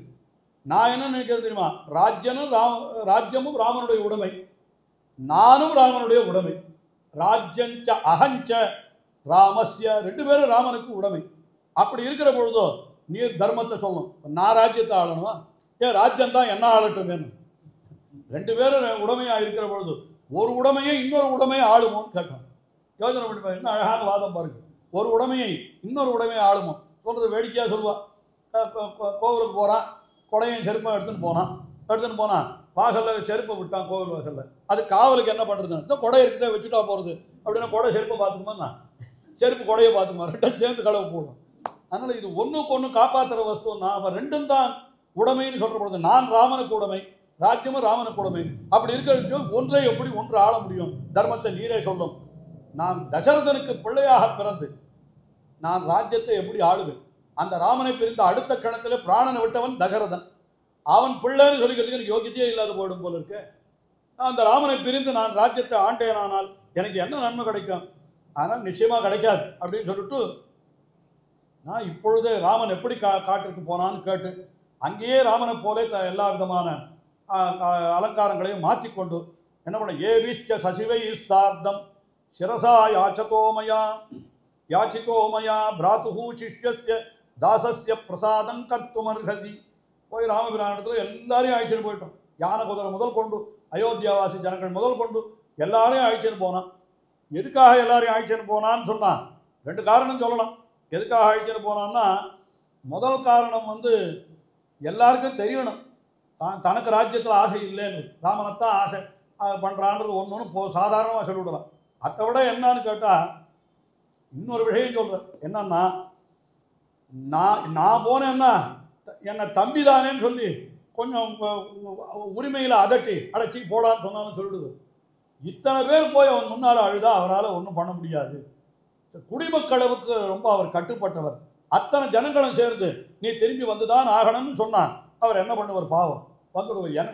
எனக்காக வரலைன்னாலும் இவாளுக்காக வருவார் என்ன. அதனால் அத்தனை பேரையும் அழைச்சிட்டு போனானா, போகிற பொழுது மறுபடியும் இவனும் அந்த குகனைத்தான் தாண்டி போகணும். குகனை தாண்டி போகிற பொழுது அந்த குகன் அவன் முதல்ல பரதனை சந்தேகப்படுறான். என்ன காரணம்னு இதே தான் காரணம். குகன் ராமனை திருப்பி அழைச்சிட்டு போகிறதுக்கு வரதா இருந்தால் தனியாக வந்திருக்கலாம் இல்லையோ, இவன் பெரிய படையோடு எடுத்து வரதுனால என்ன தெரியுது, ராமனை காட்டிலேயே முடிச்சுடணும்னு நினைக்கிறான் இவன். எப்படி பாருங்க அவனுடைய சந்தேகம். அதனால இவனை எப்படி கரையை தாண்டுறான் பார்க்கலாம் அப்படின்னு முதல்ல அட்டகாசம் பண்ணுறான். குகன் அவனை விடவே மாட்டேன்றான். அஞ்சனவண்ணனன் ஆருயிர் நாயகனாளாமே வஞ்சனையால் அரசி எய்திய மன்னவரும் வந்தாரே செஞ்சரம் என்பன தீவுமிழ்கின்றன செல்லாவோ உஞ்சிவர் போய்விடின் நாய்க்குகன் என்றையனை ஓதாரோ. அஞ்சனவண்ணன் என் ஆருயிர் நாயகன், அவனை ஏற்கனவே ஏமாற்றி காட்டுக்கு அனுப்பிச்சுட்டாய்வான். வஞ்சனையால் அரசி எய்திய மன்னவரும் வந்தாரே, இப்படி வஞ்சனையால் தாயை விட்டு பின்பக்கத்தால் போய் ஏதோ வரம் கேட்டு இப்படியெல்லாம் ராஜ்யத்தை வாங்கிவிட்டான் இந்த பரதாள். அவன் நினைக்கிறான் அவனுடைய வாழ்க்கையால். செஞ்சரம் என்பன தீ உமிழ்கின்றன செல்லா, எங்கிட்டையும் ஆயுதங்கள் இருக்கு, அது என்ன வேடிக்கையாக பார்த்துட்டு இருக்கான். உஞ்சி என்னை மீறி இவர் போய்விட்டாரானால் என்னை நாய்க்குகன் என்று உலகத்தில் இருக்கிறவர்களெல்லாம் ஏச மாட்டாளா? ஆழ நெடுந்திட யாரு கடந்திவர் போவாரோ, வேழ நெடும்படை கண்டு விலங்கிடும் வில்லாளோ, தோழமை என்றவர் சொல்லிய சொல்லொரு சொல்லன்றோ, ஏழமை வேடன் இறந்திலன் என்றனை ஏசாரோ. எத்தனை வார்த்தை சொல்கிறான் பாருங்க. ஏன்னா இந்த சமுத்திர கங்கையை தாண்டி அவன் போயிடுவானா? இந்த யானையெல்லாம் பார்த்து நான் பயப்படுவேனா? தோழமை என்ன ஒரு சொல் சொல்லியிருக்காரு என்னை பார்த்து. யார்? ராமபிரான். அந்த ஒரு சொல் போகிறோம். நான் என்ன பண்ணுவேன்? நிச்சயமாக ராமனை காப்பாற்றுவேன், இவனை நிச்சயமாக இந்த கங்கை கரையை தாண்டவே விட மாட்டேன் அப்படின்னு சொல்கிறான். அப்புறம் அவன் வந்த பிற்பாடு கண்ணும் கண்ணீருமாக வந்து, இந்த மாதிரி எங்கள் தமையனார் எங்கே இருக்கார் தெரியுமா அப்படின்னு கேட்குறான். நேற்று எல்லாம் இங்கே தான் இருந்தார், நான் தான் கங்கைக்கு அக்கறையில் கொண்டு போய் விட்டுட்டு வந்தேன் அப்படின்னா. அவர் நான் திருப்பி அழிச்சுட்டு வரதுக்கு தான் போகிறேன்னு சொன்ன உடனே, அடடா எவ்வளோ பெரிய தப்பு பண்ணிட்டோம், உன்னை போய் நான் சந்தேகப்பட்டுட்டேன்னு, க்ஷமிக்கணும் என்று எல்லாம் சொல்லி குஹன் வந்து என்ன பண்ண உடனே, நேற்று ராத்திரி இங்கே தங்கினாருங்க, அது என்ன நடந்தது சொல்லு அப்படின்னு கேட்டால், அப்போ ஒரு விஷயம் நடந்திருக்கு. முதல் நாள் ராத்திரி இந்த சிருங்கேபுரத்தில் ராமனும் சீதா பிராட்டியும் படுத்து கொண்டிருக்காளாம். அப்படி படுத்து கொண்டிருக்கிற பொழுது லக்ஷ்மணன் என்ன பண்ணிட்டான்னா, ராத்திரியெல்லாம் தூங்காத வில்லையும் அம்பையும் கொண்டு நாணயத்தின வில்லோட கூட சுற்றி வந்தான். ராமபிரானை சுற்றி திருமேனி காவல். ராமனுக்கு யாராவது ஆபத்து வந்து விட்டால் என்ன பண்ணுறதுன்ட்டு ராத்திரியெல்லாம் அவன் ராத்திரி தூங்கலன்றது இல்லை, ஜஹவ் நித்ராம்ச தந்திரீச்சா என்று 14 ஆண்டுகள் தூங்கவே இல்லைன்ற. யார்? அந்த இவன் ராமபிரான் 14 வருஷமும் லக்ஷ்மணன் 14 வருஷமும் தூங்கவே இல்லைன்னு சொல்லும். அது எப்படி தூங்க முடியும்? அவர் ஆதிசேஷாவதார். பாம்பு தூங்கவே தூங்காதுன்ற நமக்கு தெரியாது. அது பாம்புக்கு தூக்கமே கிடையாதா எப்போ. இவர் பாம்பு, லக்ஷ்மணன் ஆறு, ஆதிசேஷன் தானே. அந்த கதையெல்லாம் ஒரு பக்கம் இருக்கட்டும். அவர் ராத்திரியெல்லாம் தூங்கவே இல்லை, சுற்றி வந்தார் அப்படின்றத ஒரு பெரிய விஷயமாக என்ன சொல்கிறான்னா, இவன் பரதனுக்கு போய் நேற்றைய தினம் இப்படி நடந்தது, இப்படி கூட ஒரு தம்பி உண்டா என்று நான் ஆச்சரியப்பட்டேன், ஆனால் இப்போ அவன் முன்னும் இல்லைன்னு ஆகிடுத்து நீ உம்மை பார்க்கிற பொழுது அப்படின்னு சொல்கிறான். 1000 ராமர்கள் நின்கேழாவரோ அப்படின்ற கம்பர். 1000 ராமன் சேர்ந்தாலும் ஒரு பரதனுக்கு ஈடாகாது அப்படின்னு பரதனுக்கு ராமனோட பெருமை சொல்கிறான். ஏன்னா ராமன் தாப்பனார் சொன்னார்னுக்காக காட்டுக்கு வந்தான். இவனுக்கு கொடுத்த ராஜ்யத்தை எனக்கு வேண்டாம்னு சொல்லி திருப்பி வந்தான்னா இவன் எவ்வளவு உயர்ந்தவன் பாருங்கள் அப்படின்ட்டு அவனை கொண்டாடுறான். அப்போ ஒரு விஷயம் நடந்தது. அங்கே என்ன சொல்கிறாருன்னா, லக்ஷ்மணனுடைய பெருமையை பரதனுக்கு குஹன் சொன்னான் அப்படின்னு ஒரு ஸ்லோகம், அவ்வளோதான். லக்ஷ்மணனுடைய பெருமை அதை பரதனுக்கு சொன்னவனாரு குஹன்றார். 3 பேர் இங்கே. என்ன அழகு பாருங்கள். பரதனுக்கு லக்ஷ்மணனுக்கு போய் பரதனுக்கு போய் லக்ஷ்மணனை பற்றி சொல்லணுமா? கூட பிறந்த தம்பி அவனுக்கு. ஆனால் இவன் போய் சொல்கிறான். அது சொல்கிறார் பாருங்க.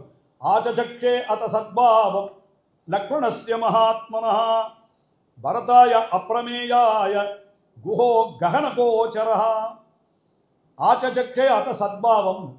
ஆச்சசக்ஷே அத சத்பாவம்னா அவர் தெரிவிக்க தொடங்கினார்கள். லக்ஷ்மணனுடைய தன்மை என்னன்றத சொல்ல ஆரம்பித்தார். யாருடைய தன்மையினர்? லக்ஷ்மணஸ்ய மகாத்மனா. மகாத்மாவான லக்ஷ்மணனுடைய பெருமையை குஹன் சொல்ல தொடங்கினான். அதுக்கு என்ன பேர் வச்சார் தெரியுமா இல்லையோ? நம்மள ரொம்ப அழகா பேர் வச்சார். என்ன சொன்னான்? கடலை கையாலே இறைக்க தொடங்கினான் அப்படின்றார் அந்த இடத்துல.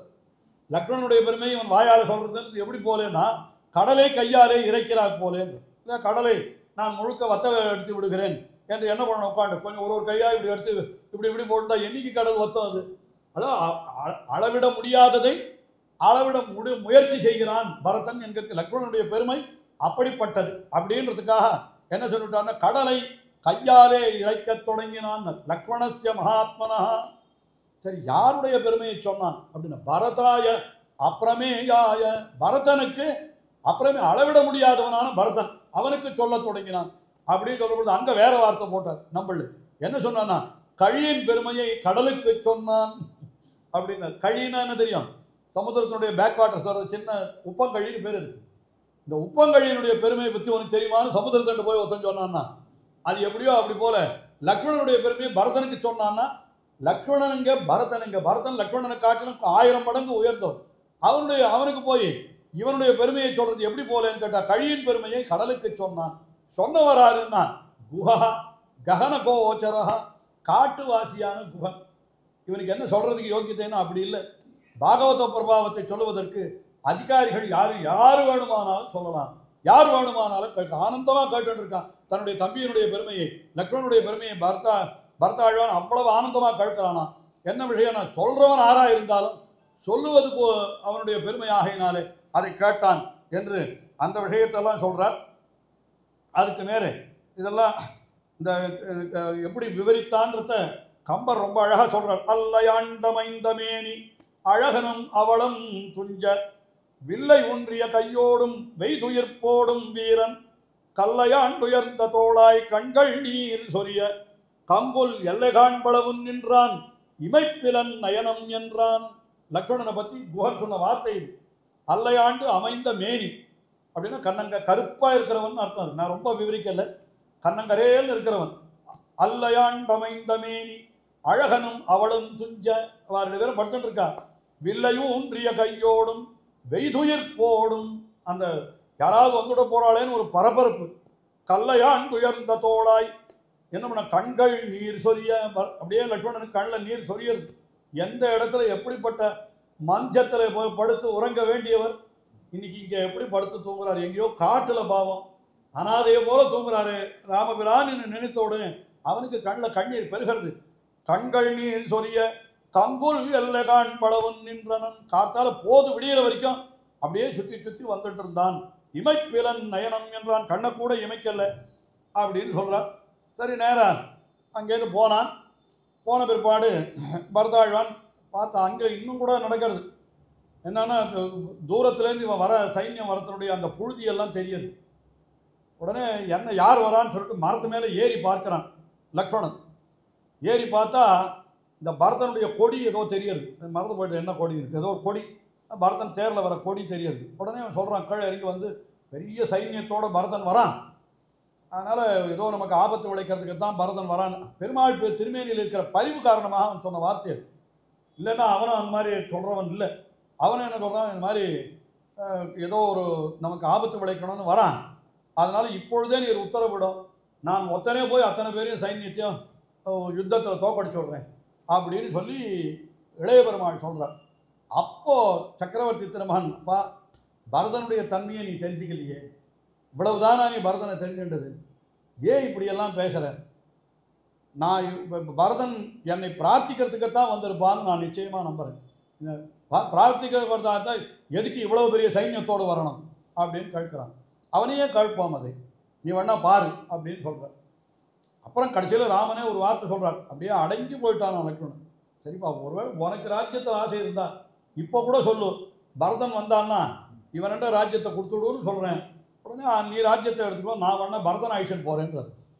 ஐயோ, அப்படியே அடங்கி போயிட்டான். இந்த வார்த்தையை கேட்ட உடனே அப்படி நான் அந்த அபிப்பிராயத்தில் சொல்லலை, தேவரீருடைய திருமேனிக்கு ஆபத்து வரக்கூடாதுன்ற ஒரு பரிவின் காரணமாக நான் சொன்னேனே தவிர என்னை போய் அப்படி சொல்லலாமான்னு திருவடியை கட்டிட்டு அழகான். ஐயோ அப்படி இல்லைப்பா, தெரியட்டுன்றதுக்காக சொன்னேன் என்று அப்படியெல்லாம் சொன்னார். சரி, அங்கேருந்து வந்தான். எனக்கு இந்த மாதிரி எல்லாம் சொல்கிறான், நீ வந்து மறுபடியும் ராஜ்யத்துக்கு வந்துடுன்னு சொல்கிறான். அவர் வரமாட்டேன்னு சொல்கிறார். அந்த தர்மத்தை நான் அனுஷ்டிக்க வேண்டாமா, காப்பாற்ற வேண்டாமா, தாபனார் கட்டளை இட்டு இருக்கிறாரு. அந்த சமயத்தில் ஜாபாலின்னு ஒரு மகர்ஷி, ஜாபாலின்னு பேர் வருது. அவர் என்ன பண்ணுறாருன்னா நாஸ்திகவாதம் பண்ணுறார். ஒரு சர்க்கம் பூரா இருக்குது. வால்மீகி ராமாயணத்தில் பார்த்தீர்களானால் வால்மீகி ராமாயணத்தில் கூட இப்படிலாம் சொல்லியிருக்கான்னு நாளைக்கு யாராவது சொல்லிவிடுவா. இன்னும் இருக்குது. என்ன சொல்லுவா, தர்மமாவது ஒன்றாவது, யார் தகப்பனார் யார் பிள்ளை, அவர் பரமபதத்துக்கு போன பிற்பாடு உனக்கு அவர் அடையாளம் தெரியுமா, இல்லை அவரை உனக்கு அடையாளம் தெரியுமா, இதெல்லாம் வெறும் பொய், யாரோ வேண்டாதவா எழுதி வச்ச சாஸ்திரம் இது. அதான் யாராக இருந்தாலும் தகப்பனாக இருந்தாலும் வெட்டி போட்டுட்டு நம்ம போக வேண்டிய, நம்ம காரியத்தை நம்ம பார்க்க வேண்டியது தான். இதெல்லாம் எதுக்கு இந்த மாதிரிலாம் பண்ணுறேன்னு ஜாபாலி போய் ராமபிரானுக்கு நிறைய உபதேசங்கள், நாஸ்திகவாதம் பண்ணுறாரு. தர்மமே போய் தர்மமே கிடையாதுன்னு சொல்கிறார். உடனே ராமபிரானுக்கு ரொம்ப கோபம் வந்துடுறது. இந்த மாதிரி நீர் போய் இப்படியெல்லாம் பேசலாமா, முதல்ல போய் ஜலத்தை தொட்டுட்டு வரோம். ஜலத்தை தொடுறதுன்னு அப்போ உபஸ்பர்ஷியானா இந்த மாதிரி தப்பு பண்ணினா ஜலத்தை தொடணும், அது தீர்த்தமாடணும்னு அர்த்தம்னு வச்சுங்களேன். அதெல்லாம் இது மாதிரிலாம் பண்ணக்கூடாது, நீரே இப்படி சொன்னீர் அப்படின்னு. அப்புறம் அவர் மன்னிப்பு கேட்க, அப்பா நான் நாஸ்திகன் இல்லை, இப்படியெல்லாம் சொன்னாலாவது நீ வரியான்னு பார்க்கலான்றதுக்காக நான் சொன்னேன். உன்னை திரும்ப அயோத்திக்கு அழைச்சின்னு போகிறதுக்கு நான் பொய்யனானாலும் பரவாயில்லை என்கிறதுக்காக இப்படி சொன்னேனே தவிர வேறொன்று இல்லைன்னு ஒரு அத்தை விட்டுடுவா, இதை மட்டும் எடுத்துகிட்டு நாளைக்கு விசாரம் கூட பண்ணுவா எல்லாரும். அந்த மாதிரி ஜாபாலி நாஸ்திகவாதம் நிறைய பண்ணியிருக்காரு. எல்லாம் நடந்தது. கடைசியில் பரதாழ்வானை பார்த்து, நான் முன்னையே சொல்லிட்டேன் உங்களுக்கு, நியாயமாக இங்கே தான் சொல்லணும். அதை என்ன சொல்கிறார், பரதாழ்வானை பார்த்து அவர் என்ன சொல்கிறாரப்பா, நேத்தி அவன் சொல்கிறான், தாப்பனாருக்கு தாயாருக்கு கொடுத்த வரம் தானே அது, தாயாரையே அழிச்சுன்னு வந்திருக்கேன் இப்போ, அவளையே வேணா சொல்கிறேன் அப்படின்னு எல்லாம் சொல்கிறான். தகப்பனார் கொடுத்த வரன்றது தகப்பனார் வாயால் தான் மறுபடியும் வரணும். அவர் போயாச்சு, இல்லை, அவர் சொர்க்கத்துக்கு தான் போனார்னு சொல்கிறான். அவரை பற்றி அதை பற்றி விசாரங்கள்லாம் நடந்திருக்கு. அதனால் அதெல்லாம் முடியவே முடியாது, மாற்ற முடியாது. ஆனால் ஒரே ஒரு விஷயம், நேற்று உங்கள் தாயாருக்கு அவர் சத்தியம் பண்ணி கொடுக்கலன்னாலும் இந்த ராஜ்யம் உனக்குத்தான் உரியது. ஏனென்றால் உன்னுடைய தாத்தாவை அவர் தாத்தாவுக்கு சத்தியம் பண்ணி கொடுத்துருக்கார். புரா பிராத்தா பிதான சமாதரம் தே சமுத்வஹன் மாதாமகே சமாஸ்ரவுஷீத் ராஜ்ய சுல்கமனுத்தமம். உனக்கு இந்த ராஜ்யம் உன்னுடைய மாதாமகர் வழியாக வந்துடுத்து, ஏற்கனவே அந்த ராஜ்யம் உனக்கு வந்துடுத்து. அதனால் இந்த ராஜ்யத்தை நான் இருந்தாலும் கூட ராஜ்யம் உனக்குத்தான் உரியது. ஏன்னா ஏற்கனவே தாத்தாவுக்கு சத்தியம் பண்ணி கொடுத்துருக்கார். அதனால் நீ கண்டிப்பாக ராஜ்யத்தை நீதான் ஆளணும் அப்படின்னு சொல்கிறான். உடனே என்ன பண்ணுறது, எப்படி சொன்னாலும் வரமாட்டேன்றான், என்ன சொன்னாலும் கேட்க மாட்டேன்றான் ராமபிரான். கடைசியில் பார்த்தான் பரதாழ்வான், இப்போ இந்த ராஜ்யம் எனக்குத்தான் உரியது அப்படின்றான் இல்லையா. சரி, உனக்குத்தான் உரியது. இப்போ இங்கெல்லாம் சில கேள்வி, இப்போ பாதுகாப்பட்டாபிஷேகம் வரப்போகுது இல்லையா, அதில் ஒரு கேள்வி கேட்டேன் கூட. என்ன கேள்வி கேட்டேன்னா, உடனே கடைசியில் என்ன பண்ணினார், நான் நிச்சயமாக வரமாட்டேன்னு சொன்ன உடனே என்ன பண்ணுறதுன்னு யோசனை பண்ணான். நான் ராஜ்யத்தை ஆள மாட்டேன்றாங்க. சரி, அப்போ கடைசியாக ஏற்பட்ட ஒரு என்ன சொல்கிறது, இதில் வயா மீடியா சொல்யூஷனா, இந்த மாதிரி என்ன பண்ணுறது, நடுநிலையாக ஒரு காரியம் பண்ணணும். சரி, என்னுடைய பாதுகையை கொடுக்குறேன், அதை நீ வைத்து ராஜ்யத்தை ஆளுவாயாகன்னு சொன்னால் அதுதான் பாதுகாப்பட்டாபிஷேகம். விஷயத்துக்கு வந்துட்டோம் இங்கே. ஆனால் இங்கே 2-3 கேள்வி கேட்கணும். என்ன கேள்வின்னா, முதல் கேள்வி என்னன்னா, ராமன் பரதனிடத்தில் அளித்த பாதுகை எங்கிருந்து வந்தது இல்லையா, பாதுகை எங்கே வந்தது, பரதனே கொண்டு வந்தான் அப்படின்னு சொன்னமானால் அப்போ என்ன பிரச்சனை வருதுன்னு கேட்டால், ராமன் வரமாட்டான்னு முன்னாலேயே முடிவு பண்ணிட்டானா இவன் அப்படின்னு அர்த்தமாக இருக்கு. இல்லை இல்லை, ராமன் போட்டுருந்த பாதுகையை வாங்கிட்டு போனான்னு சொன்னால் அது இன்னும் அபச்சாரம்.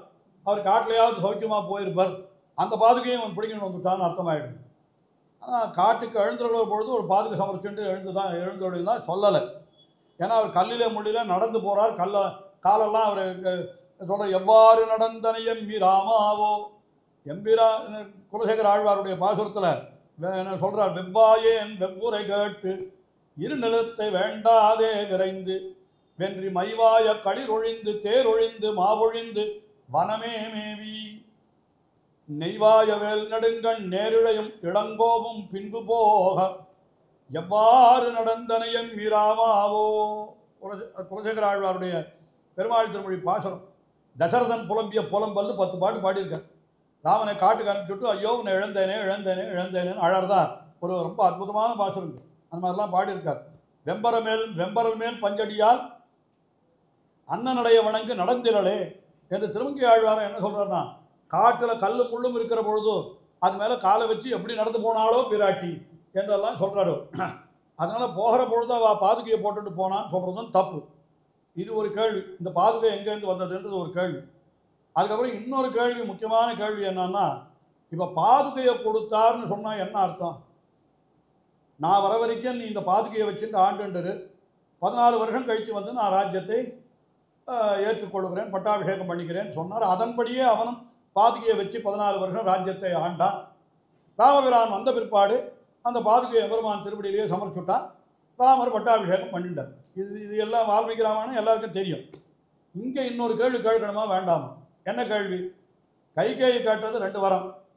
என்ன வரம்? ஆழிசூழ் உலகமெல்லாம் பரதனே ஆள அப்படின்னு ஒரு வரம் கேட்டான். 2வது வரம், நீ போய் பூழி வெங்காரன் அண்ணி புண்ணிய புனல்களாடின்னு நீ காட்டுக்கு 14 வருஷம் போகணும்னு கேட்டான். இப்போ இதில் 14 வருஷம் வனவாசம் என்கிறது நடந்ததே தவிர பரதனுக்கு ராஜ்யன்றது நடக்கவே இல்லையே. அந்த வரம் என்னாச்சு? இப்போ தாப்பனார் சொன்னதை நிறைவேற்றுறதுக்காகத்தான் இவர் காட்டுக்கு போனார்னு சொன்னால், அப்போ தாப்பனார் சொன்னபடி இவர் என்ன பண்ணிருக்கணும்? பட்டாபிஷேகத்தையும் பரதனுக்கு தானே பண்ணியிருக்கணும். நான் பண்ணிக்க மாட்டேன்னு தானே சொல்லியிருக்கணும். ஊருக்கு வந்தாலும் கூட ஒரு வரம் இல்லை. இவர் காட்டுக்கு போகணுன்றது மட்டும் வரம் இல்லை, இவர் காட்டுக்கும் போகணும். அதில் இன்னொரு வேடிக்கை கூட உண்டு. என்னன்னா, 14 வருஷம் முடித்து திருப்பி அயோத்திக்கு திருப்பி வந்தால் மறுபடியும் இவருக்கு ராஜ்யத்தை ஒப்படைக்கணும்னு அந்த வரத்தில் இல்லை. அந்த மாதிரி சொல்லவே இல்லை. இதுதான் மகாபாரதத்துக்கும் ராமாயணத்துக்கும் உண்டான வித்தியாசம். ஸ்ரீராமாயணத்தில் திரும்பி வந்தா என்னான்றது சொல்லப்படவே இல்லை. ஆனால் மகாபாரதத்தில் அப்படி இல்லை. அவன் அந்த சொக்கட்டான் விளையாடுற பொழுது என்ன கடைசியாக வச்ச பந்தயம் என்ன தெரியுமோ? 12 ஆண்டு வனவாசம், 1 ஆண்டு அஜ்ஞாதவாசம்னு பேர். அஜ்ஞாதவாசம்னா அவள் எங்கே இருக்கான்னு தெரியாத இருக்கணும், அவளை கண்டுபிடிக்கவே முடியாத இடத்துல இருக்கணும். அவள் தப்பித்தவறி அவர்களை கண்டுபிடித்து விட்டால் மறுபடியும் 12 வருஷம் வனவாசத்துக்கு போகணும், மறுபடியும் 1 வருஷம் அஜ்ஞாதவாசம். அவள் வெற்றிகரமாக அந்த அஜ்ஞாதவாசத்தை முடித்து விட்டால் அவர்களுடைய ராஜ்யம் அவர்களுக்கு திருப்பி கொடுக்கணும். இதுதான் மகாபாரதத்தில் கண்டிஷன். அதை கொடுக்கலன்றதுனால்தான் யுத்தம் வந்து அவங்க என்ன பண்ண தூது அனுப்புறா. கடைசியில் அஜ்ஞாதவாசத்தை முடித்த பிற்பாடு தூது அனுப்புறா, இந்த மாதிரி நான் அஜ்ஞாதவாசத்தை வெற்றிகரமாக முடிச்சுட்டேன், எனக்கு நீ ராஜ்யத்தை கொடு. அது ஒரு மகாபாரதம் எடுத்துகிட்டு போனால் ஒரு எல்லாம் சிக்கல் தான், ரொம்ப நிறைய போயிடும். அது ஒரு டெக்னிக்கல் பாயிண்டில் அவன் மாட்டேன்றான். என்னன்னா இன்னும் அஜ்ஞாதவாசம் முடியலைன்றான், இன்னும் 4 நாள் இருக்குது ஏதோ ஒரு கணக்கு சொல்கிறான், 4 நாளோ 1 நாளோ ஏதோ கணக்கு சொல்கிறான். ஆனால் இது என்னன்னா இவா ஒரு பஞ்சாங்கத்தின் பிரகாரம் முடி போடுது. இதே சொல்கிறாள், இப்போ சனி பயிற்சி குரு பயிற்சி என்னைக்குன்னு கேட்டால் இவன் திருக்கணித பஞ்சாங்கத்தில் 1 நாள்னு போடுறான், வாக்கிய பஞ்சாங்கத்தில் 1 நாள்னு போடுறான். இந்த பஞ்சாங்கத்தில் வித்தியாசம் வந்தால் நாள் மாறுறது. அவன் ஒரு பஞ்சாங்கத்தை வச்சுன்னு சொல்கிறான், இவர் ஒரு பஞ்சாங்கத்தை வச்சுன்னு சொல்கிறார். கடைசியில் இது ரெண்டுத்துக்கும் மேலே தீர்ப்பு யார் சொல்லணும்னு கேட்டால் விதுரர் தான் சொல்லணும். ஏன்னா அவர் தான் சரியாக இதையெல்லாம் நிர்ணயம் பண்ணுறது. அவர் என்ன சொல்லிட்டார், இல்லை அஜ்ஞாதவாசம் முடிஞ்சு போயிடுத்து, நீ இனிமேல் வந்து அவரை வெளிப்படுத்தினாலும் கூட அது முடிஞ்சு போன விஷயம் அப்படின்னு அவர் சொல்கிறார்.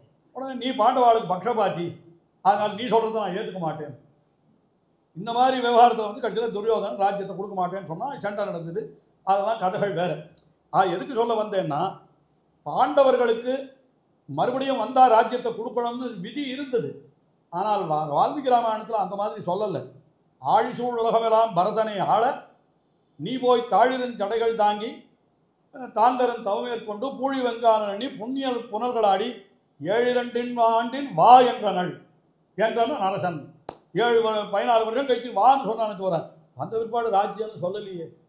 அப்படி சொல்லாத இருக்கிற பொழுதோ ராஜ்யத்தை எப்படி ஒரு பட்டாபிஷேகம் பண்ணிட்டாரா இல்லையா? இவர் எப்படி பண்ணிட்டார்? ராமபிரானுக்கு பட்டாபிஷேகம் நடந்தது. இது தசரதன் சொல்லாத விஷயமாயிற்று, இது எப்படி நடந்தது அப்படின்னு ஒரு கேள்வி. இப்போ 2 கேள்வி கேட்டோம். பாதுகை எங்கிருந்து வந்தது, ராமபிரான் எப்படி பட்டாபிஷேகம் பண்ணிட்டார், இது ரெண்டுத்துக்கும் நாம் பதில் சொல்லலாம் என்றால் முதல்ல 2வது கேள்விக்கு பதில் சொல்லிவிடுவேன். என்னன்னா, எப்படி பின்னால் பட்டாபிஷேகம் பண்ணிட்டார் என்னால், இங்கே பரதாழ்வான் என்னென்னமோ சொல்லி பார்க்கலாம் ராமபிரான் இடத்துல, நீ எப்படியாவது அயோத்திக்கு திரும்பி வந்துத்தான் ஆகணும், மூத்தவன் இருக்க அரச ஆளக்கூடாது, எல்லாம் நிறைய விஷயங்களை சொல்கிறான். எல்லா விஷயமும் நம்ம பறக்கிறதுக்கு முன்னாடியே நிர்ணயம் ஆயிடுச்சேன்றார். மூத்தவன் இளையவன்றதே இருக்கட்டும், நானும் பறக்கிறதுக்கு முன்னாடியே உங்கள் தாத்தாவுக்கு சத்தியம் பண்ணி கொடுத்துட்டாரே அவர், அதனால் அந்த ராஜ்யத்தை நான் எப்படி ஆள முடியும், அதனால் எப்படி பார்த்தாலும் அந்த ராஜ்யம் உனக்குத்தான் உரியது அப்படின்னு ஒரு வலுக்கட்டாயமாக மறுத்து விடுகிறார். அந்த சமயத்தில் பரதன் என்ன பண்ணுறான், பெருமாள் இடத்துல சரணாகதி பண்ணிவிடும். என்ன சொல்கிறான், ராஜ்யம் எனக்குத்தானே உரியது, அதில் எந்த ஆட்சேபனையும் இல்லையோ நமக்கு, ஆமாம் ராஜ்யம் உனக்குத்தான் உரியது.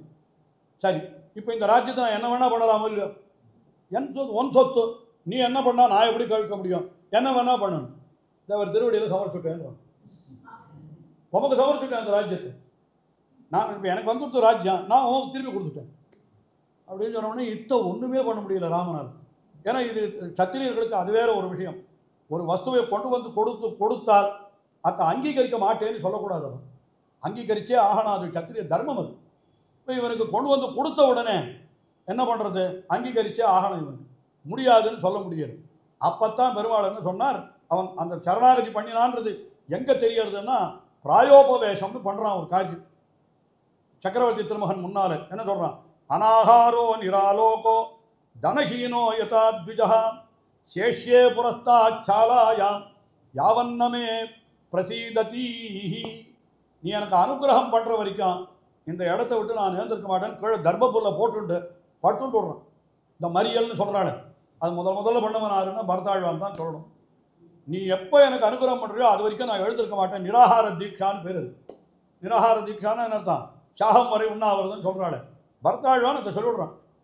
நான் இப்போ எழுந்து உண்மையிலே பார்த்தால் ஒரு விதத்தில் இதே மாதிரியான காரியத்தை தான் சமுத்திரராஜனை நோக்கி ராமபிரான் பண்ணினார். அவரும் தர்மப்புல்லை படுத்து என்ன பண்ணிட்டார், 3 வாரம் உபவாசம் இருந்து நிராகார தீட்சைன்னு சொல்லி அவர் என்ன பண்ணுறார், நீ வழிவிடலைன்னா நான் இப்படியே பிராணனை விட்டு விடுவேன், அத்தியமே மரணம் வா தரணம் வா சாகரஸ்யா அப்படின்னு சொல்லிட்டு ஒன்றும் சமுத்திரத்தை தாண்டணும், இல்லை நான் மரணம் அடையணும் அப்படின்னு இவர் பண்ணின காரியத்தை இப்போ இவருக்கு முன்னால் யார் பரதாழ்வான் பண்ணுறான். ஒன்றும் நீ அயோத்திக்கு திரும்பணும், இல்லை நான் பிராணனை விடணும் அப்படின்னு சொல்லிட்டு சேஷ்யே புரஸ்தாத்து சாலாயாம் யாவத்து ந மே பிரசீதத்தி ந சேஷ்யே, நீ எனக்கு அனுகிரகம் பண்ணுற வரைக்கும் நான் இந்த இடத்த விட்டு எழுந்திருக்கவே மாட்டேன் அப்படின்னு சொல்லணும். அப்படின்னா இது சரணாகதி பண்ணிவிட்டான் அவன் இடத்துல, நான் உனக்கு சமர்ப்பிச்சு விட்டேன், நீ எடுத்துகிட்டு தான் ஆகணும். பார்த்தார் பெருமாள் இதுக்கு மேலே ஒன்றும் பண்ண முடியாது. பரதனை எப்படி கொடுத்த ராஜ்யம் உரியது பரதனுக்குன்னு சொன்னாலும் கூட அவன் தன்னிடத்துல கொண்டு வந்து கொடுத்த பிற்பாடு மாட்டேன்னு எப்படி சொல்கிறது. பார்த்தார், அப்பா சரி எல்லாம் வாஸ்தவம் தான், ஆனால் ஒரே ஒரு விஷயம் என்னன்னா, நீ கொடுத்த ராஜ்யத்தை ஏற்றுக்கொள்ள மாட்டேன்னு நான் இப்போ இனிமேல் சொல்ல முடியாது, அது ஒத்துனுட்டேன். ஆனாலும் நீ இந்த ராஜ்யத்தை சமர்ப்பிக்கிறதுக்கு முன்னாடி எனக்கு தகப்பனார்கிட்ட கட்டளை வேறொன்று இருக்கிறது. என்ன கட்டளை? 14 வருஷம் வனவாசம் நீ அனுபவிச்சுத்தான் ஆகணும்னு இருக்குது. அந்த கட்டளையை மீறுறதுக்கு யாருக்குமே அதிகாரம் கிடையாது. அத்தை இப்போ திருப்பி வாங்க முடியாது. அதனால தகப்பனாருடைய கட்டளையாகிற 14 வருஷம் வனவாசத்தை முடித்து விட்டு நான் வந்து உன்னுடைய ராஜ்யத்தை ஏற்றுக்கொள்ளும், நீ கொடுத்த வஸ்துவை ஏற்றுக்கொள்ளுகிறேன் எனக்கு. அதனால தான் பட்டாபிஷேகம் பின்னால் நடந்தது. அவர் சொல்ற அனேன தர்மசீலேன வனாத் பிரத்யாகதா புனः பிராத்ரா சக பவிஷ்யாமி பிருத்திவியாக பதிருத்தமஹா. ராமபிரான் சொல்ற வார்த்தை இது. என்ன சொல்றான்னா, வனவாசம் முடிந்த பிற்பாடு மீண்டும் திரும்பி வந்து நான் என்ன பண்ணுவேன்னு கேட்டா, இந்த தர்மசீலனாகிய தம்பி பரதனையே சொல்றார், தர்மசீலனாகிய உன்னோடு சேர்ந்து நான் ராஜ்யத்தை ஆள்றேன், அது வரைக்கும் நீ என்னை தொந்தரவு பண்ணக்கூடாது, நான் கண்டிப்பாக அங்கே போய்த்தான் தீருவேன் அப்படின்னு சொல்கிறேன். உடனே சரி, அதுக்கும் மறுப்பு ஒன்றுமே சொல்ல முடியலை. தாப்பனாருடைய கட்டளையை நான் எப்படி மீற முடியும்? அதை மாற்றுறதுக்கு அதிகாரம் அவர் ஒருத்தருக்குத்தான் உண்டு. அது தாப்பனார் இனிமேல் இல்லை, இல்லாதவரை எப்படி கொண்டு வந்து மாற்றுறது, அதனால் அதை விட்டுடும் அப்படின்னு இந்த வார்த்தையெல்லாம் சொல்கிறேன். சொன்ன உடனே பரதாழ்வானுக்கு சரி அப்படின்னு தோணி போயிடுது, வேறு வழி இல்லை அப்படின்னு. ஆனாலும் இப்போ திரும்பி போனாலும் இந்த 14 வருஷம் யார் ராஜ்யத்தை ஆள்றது? வந்து நீ ஆள்றேன்னு சொல்லிவிட்டேன், அதெல்லாம் ஒத்துணுட்டேன். இந்த 14 வருஷம் யார் ஆள்றது அப்படின்னு சொன்னால், வால்மீகி ராமாயணத்திலே 2 விதமாக சொல்லியிருக்கு. பரதனே கேட்கிறான்னு ஒரு இடத்துல சொல்லியிருக்கு, இன்னொரு இடத்துல பரத்வாஜர் இடத்துல சொல்கிற பொழுது இந்த உபாயத்தை வசிஷ்டர் சொன்னார்னு சொல்லி வச்சது. எப்படி வேணால் வச்சுக்கலாம். என்னன்னா, இந்த பாதுகையை கொடுத்தா அதை பாதுகையை பிரதிநிதியாக வைத்து ராஜ்யத்தை ஆளலாம் அப்படின்னு சொல்லி அந்த வழியும் சொல்லப்பட்டிருக்குது. ஆனால் இதில் ஒரு அதுதான் நான் அந்த கேள்விக்கு இனிமே தான் விட சொல்லணும். என்ன கேள்வின்னா, பாதுகை எங்கிருந்து வந்தது அப்படின்னு கேட்டால், பரதன் அயோத்தியிலிருந்து புறப்படுகிறார். யாரை? ராமனை அழைத்து வருவதற்காக புறப்படுகிற பொழுது எப்படி புறப்பட்டான்னு வால்மீகி சொல்றார் இந்த இடத்துல. ஆபிஷேச்சனிகம் செய்வ சர்வம் ஏதது உபகிருதம் புரஸ்கிருத்ய கமிஷ்யாமி ராமஹேதோர் வனம் பிரதி தத்ரைவதம் நரவ்யாக்ரம் அபிஷிச்ச புரஸ்கிருதம் ஆனேஷ்யாமி து வைராமம் ஹவ்யவாஹமிவாத்வரம். என்ன சொல்றான்? எங்க தகப்பனார் ராமனுக்கு பட்டாபிஷேகம் பண்றதுக்காக என்னென்ன வஸ்துக்களை எல்லாம் சித்தம் பண்ணி வச்சிருந்தாரோ அத்தனை வஸ்துவையும் நான் எடுத்துகிட்டு போகிறேன். இங்கே எல்லா வஸ்துவையும் நான் சித்திரக்கூடத்துக்கு எடுத்துகிட்டு போகிறேன். தப்பி தவறி ராமன் வரட்டுமா அப்படின்னு கொஞ்சம் யோஜனை பண்ணினார்னா சட்டன் அங்கேயே பட்டாபிஷேகத்தை பண்ணிவிடும். சித்திரக்கூட்டத்திலேயே பட்டாபிஷேகம் பண்ணி அவனை அழைச்சிட்டு வரச்சியே சக்கரவர்த்தியாக அழைச்சிட்டு வரணுமே தவிர இங்கே வந்து அவனுக்கு பட்டாபிஷேகம் நான் பண்ண போகிறதில்லை. ஏன்னா அதுக்குள்ள மனசு மாறி எடுத்தோன்னா, அதனால் அது கூடாது. அதனால் என்ன பண்ண போகிறேன்னா, பட்டாபிஷேகத்துக்காக தசரதர் என்னென்ன பொருள்களை எல்லாம் சேகரித்து வைத்திருக்கிறாரோ அந்த பொருள்களை எல்லாத்தையும் எடுத்துட்டான். பட்டாபிஷேகத்துக்கு என்னென்ன உண்டுன்னா, சிம்மாசனம் உண்டு, கொடை உண்டு, சாமரம் உண்டு, பாதுகையும் உண்டு. ஹேமபூஷித்தே பாதுகைன்னு சொல்லிட்டு தங்கத்தாலே கவச்சம் செய்யப்பட்டிருக்கிற ஒரு பாதுகை. அந்த பாதுகையை பட்டாபிஷேக காலத்தில் சக்கரவர்த்திகள் அணிந்து கொள்ளக்கூடிய வழக்கம் உண்டு. அந்த பாதுகையை எடுத்துகிட்டு போனான். எதுக்காக எடுத்துகிட்டு போனான்? இந்த பாதுகையை கொண்டு பட்டாபிஷேகம் பண்ணணுன்ற அபிப்பிராயத்துக்காக எடுத்துகிட்டு போகல. இத்தனையும் ராமபிரானிடத்தில் கொடுத்து சித்திரக்கூட்டத்திலேயே பட்டாபிஷேகத்தை பண்ணி அவனை அதான் சொல்கிறார் பாருங்க, தத்ரைவ நரவ்யாக்ரம் அபிஷிச்சியா. அந்த சித்திரக்கூட்டத்திலேயே அந்த சக்கரவர்த்தி திருமகனை அபிஷேகம் பண்ணி பட்டாபிஷேகம் பண்ணி ஆனேஷ்யாமி அவனை அழைத்து கொண்டு வர போகிறேன். எப்படின்னு கேட்டால் ஹவ்யவாகம் இவ அத்வரம்.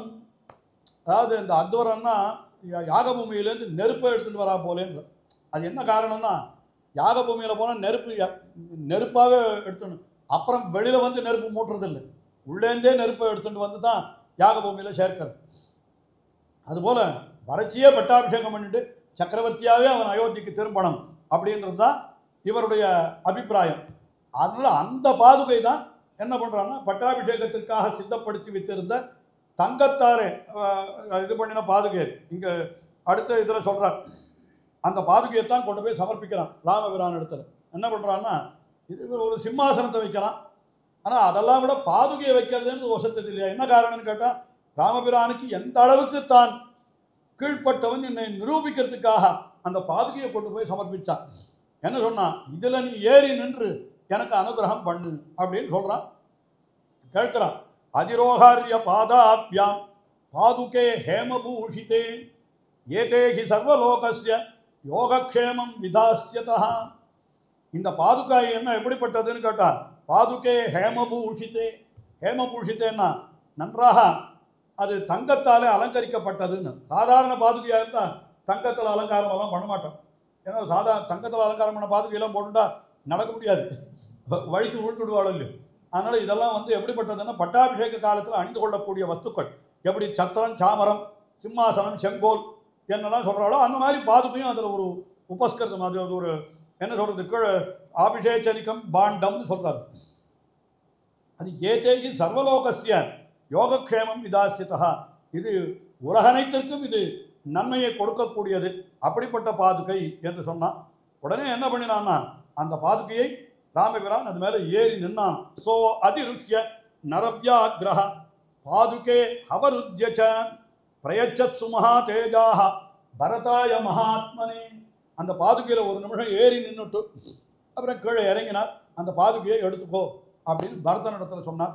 உடனே அந்த பாதுகை எடுத்து தலைமையில வச்சுட்டான் பரதாழ்வான். செம்மையின் திருவடித்தலம் தந்தீகயன எம்மையன் தருவன இரண்டும் நல்கினான். கம்பர் கூட சொல்றார். ரெண்டுத்தையும் என்ன பண்ண அந்த பாதுகையை எடுத்துட்டு என்ன பண்ணினான், தத்தா சிரசி கிருத்வா துபாதுகே பரதஸ்ததா ஆருரோக ரதம் திருஷ்டா சத்துக்னேன சமன்விதா. அந்த பாதுகையை தலைமையில வச்சுட்டா சந்தோஷமா தேர்ல ஏறினான்னு சொல்றேன். ஆருரோக ரதம் கிருஷ்டவான்ற வால்மீகி வியாக்கியானம் பண்றார். நம்மள என்ன சந்தோஷம், இப்போ இவன் பிரார்த்திச்சுன்றது நிறைவேறலை, அயோத்திக்கு திரும்பி வரணும், ராமனை காட்டா நடக்கலை. அப்படி இருக்கிற பொழுது இவனை சந்தோஷமா தேர்ல ஏறினான்னு சொன்னா என்ன அர்த்தம் அப்படின்னா, நாம் நினைத்தது நடக்கவில்லை என்றாலும் ராமன் நினைத்தபடி நாம் நடந்து கொண்டோமேன்னு சந்தோஷம். அதான் அந்த பாரதந்திரியம்னு பேர். அதாவது இளைய பெருமாள் பரதாழ்வான் ரெண்டு பேரையும் ஒப்பிடுற பொழுது இப்படி சொல்லுவா. என்ன சொல்லுவான்னா, சேஷத்துவம்ன்றது ஒன்று சம்ஸ்கிருதத்தில் இந்த சப்தங்கள்லாம் சொல்கிறது. சேஷத்துவம் அப்படின்னா என்னென்னா அடிமைத்தன்மை. பாரதந்திரியம்னா அவன் இட்ட வழக்காய் இருத்தல்னு. அடிமைன்னு வேலைக்காரன் சொன்னபடியெல்லாம் கழுக்கணும்னு அவசியம் இல்லைன்ற சில சமயம் அப்படி இருக்கா. பாரதந்திரியம்னா என்னன்னா என்ன சொல்கிறானோ அப்படி கேட்கணும், அதுதான் பாரதந்திரியம். இந்த சேஷத்துவத்தினுடைய முதிர்ந்த நிலைக்கு பாரதந்திரியம்னு பேர். இதை கூட அழைமணவாள பெருமாள் நாயனார் ஆச்சாரியர் வேறு ஆச்சாரிய கருதயத்தில் சொல்கிற பொழுது சொல்கிறார். எப்படி சொல்கிறாருன்னா, கட்டிப்பொன் போலே சேஷத்துவம், பனிப்பொன் போலே பாரதந்திரியம்.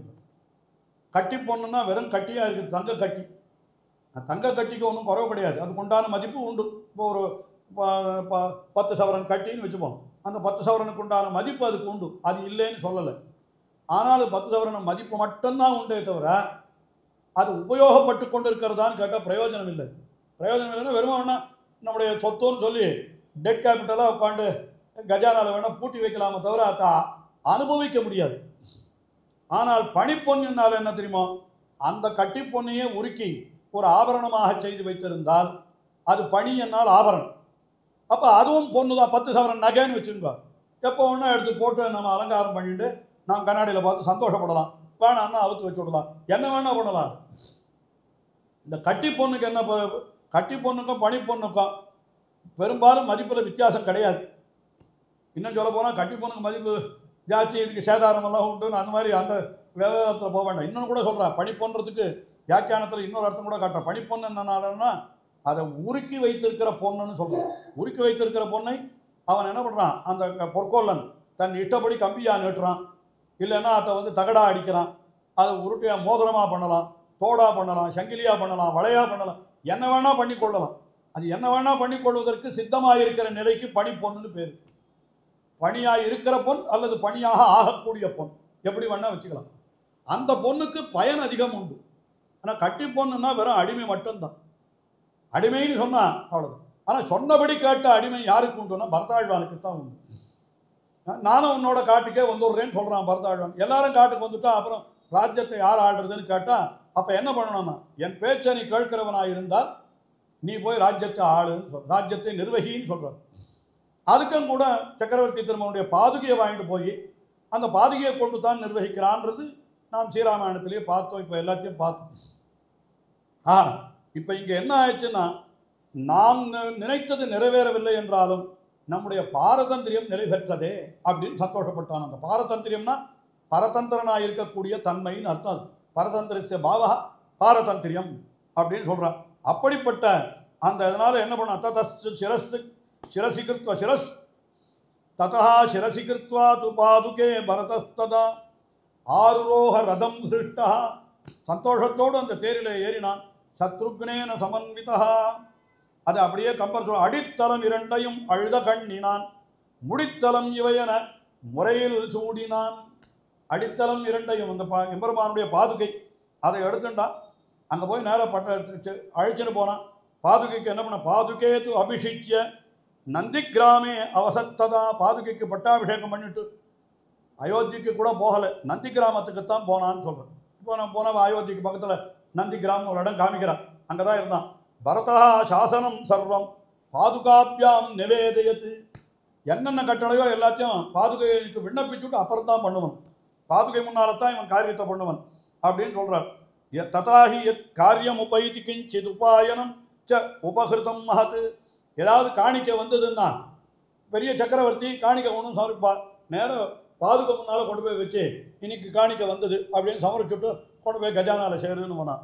சஹா பாதுகாப்பியாம் பிரதமம் நிவேத்திய சக்கார்ஜ பஷாத் பரதோ யதாவத்து. அதுக்கப்புறம் தான் மேலே வேண்டிய காரியங்களை எல்லாம் பண்ணுவான் என்று இப்படி அந்த பாதுகையை அவன் பட்டாபிஷேகம் பண்ணி அதன் கீழ் தான் ராஜ்யத்தை ஆண்டுன்றிருந்தான்னு சொல்கிறான். இதை பற்றி இன்னும் கொஞ்சம் விளக்கமாக சில விஷயங்கள் சொல்கிறான். என்ன சொல்கிறான்னா ராமன் தன்னை கொடுக்காமல் பாதுகையை கொடுத்து அனுப்பிச்சான்.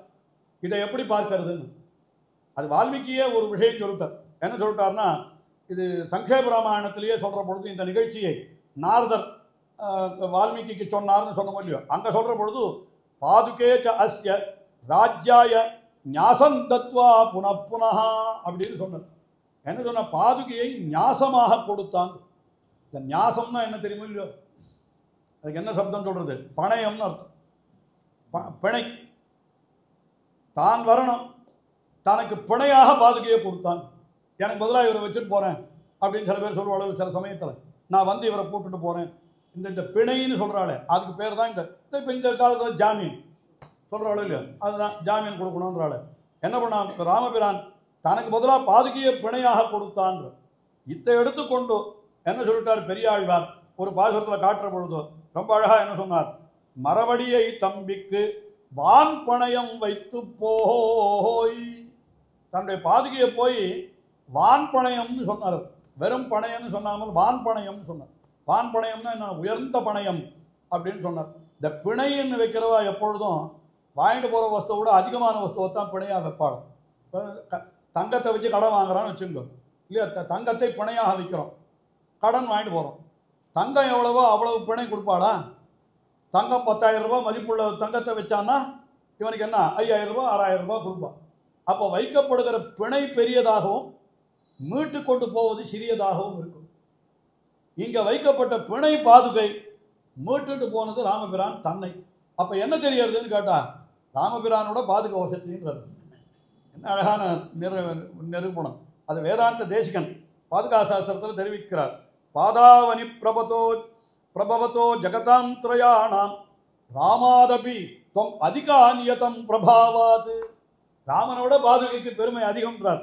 நோச்சேது கதன்னு பரதஸ்ய தமே வலிப்சோஹோ பிரத்யாயனம் பரிபணம் பவதி பவித்ரி. அப்படி இல்லைன்னா உன்னை விட உன்னுடைய பாதுகை வசந்ததா இல்லைன்னா பரதாழ்வானுக்கு எப்படி அந்த பாதுகையை பிணையாக ராமன் கொடுத்திருப்பான். எப்போ பாதுகை ஏன்னா அதிகமான வஸ்துவை கொடுத்தா தான் மீட்டுன்னு போனோன்ற எண்ணம் இருக்கும். குறைவான வஸ்துவாக இருந்தால் பேசாத விட்டுட்டு வாழும் இல்லையோ. அதனால் என்ன பண்ணுறான், கொடுக்குற தங்கம் அதிகமாக இருக்கிறது, ஆனால் அதுக்கு வாங்கிட்டு போகிற கடன் குறைவாக இருக்குது.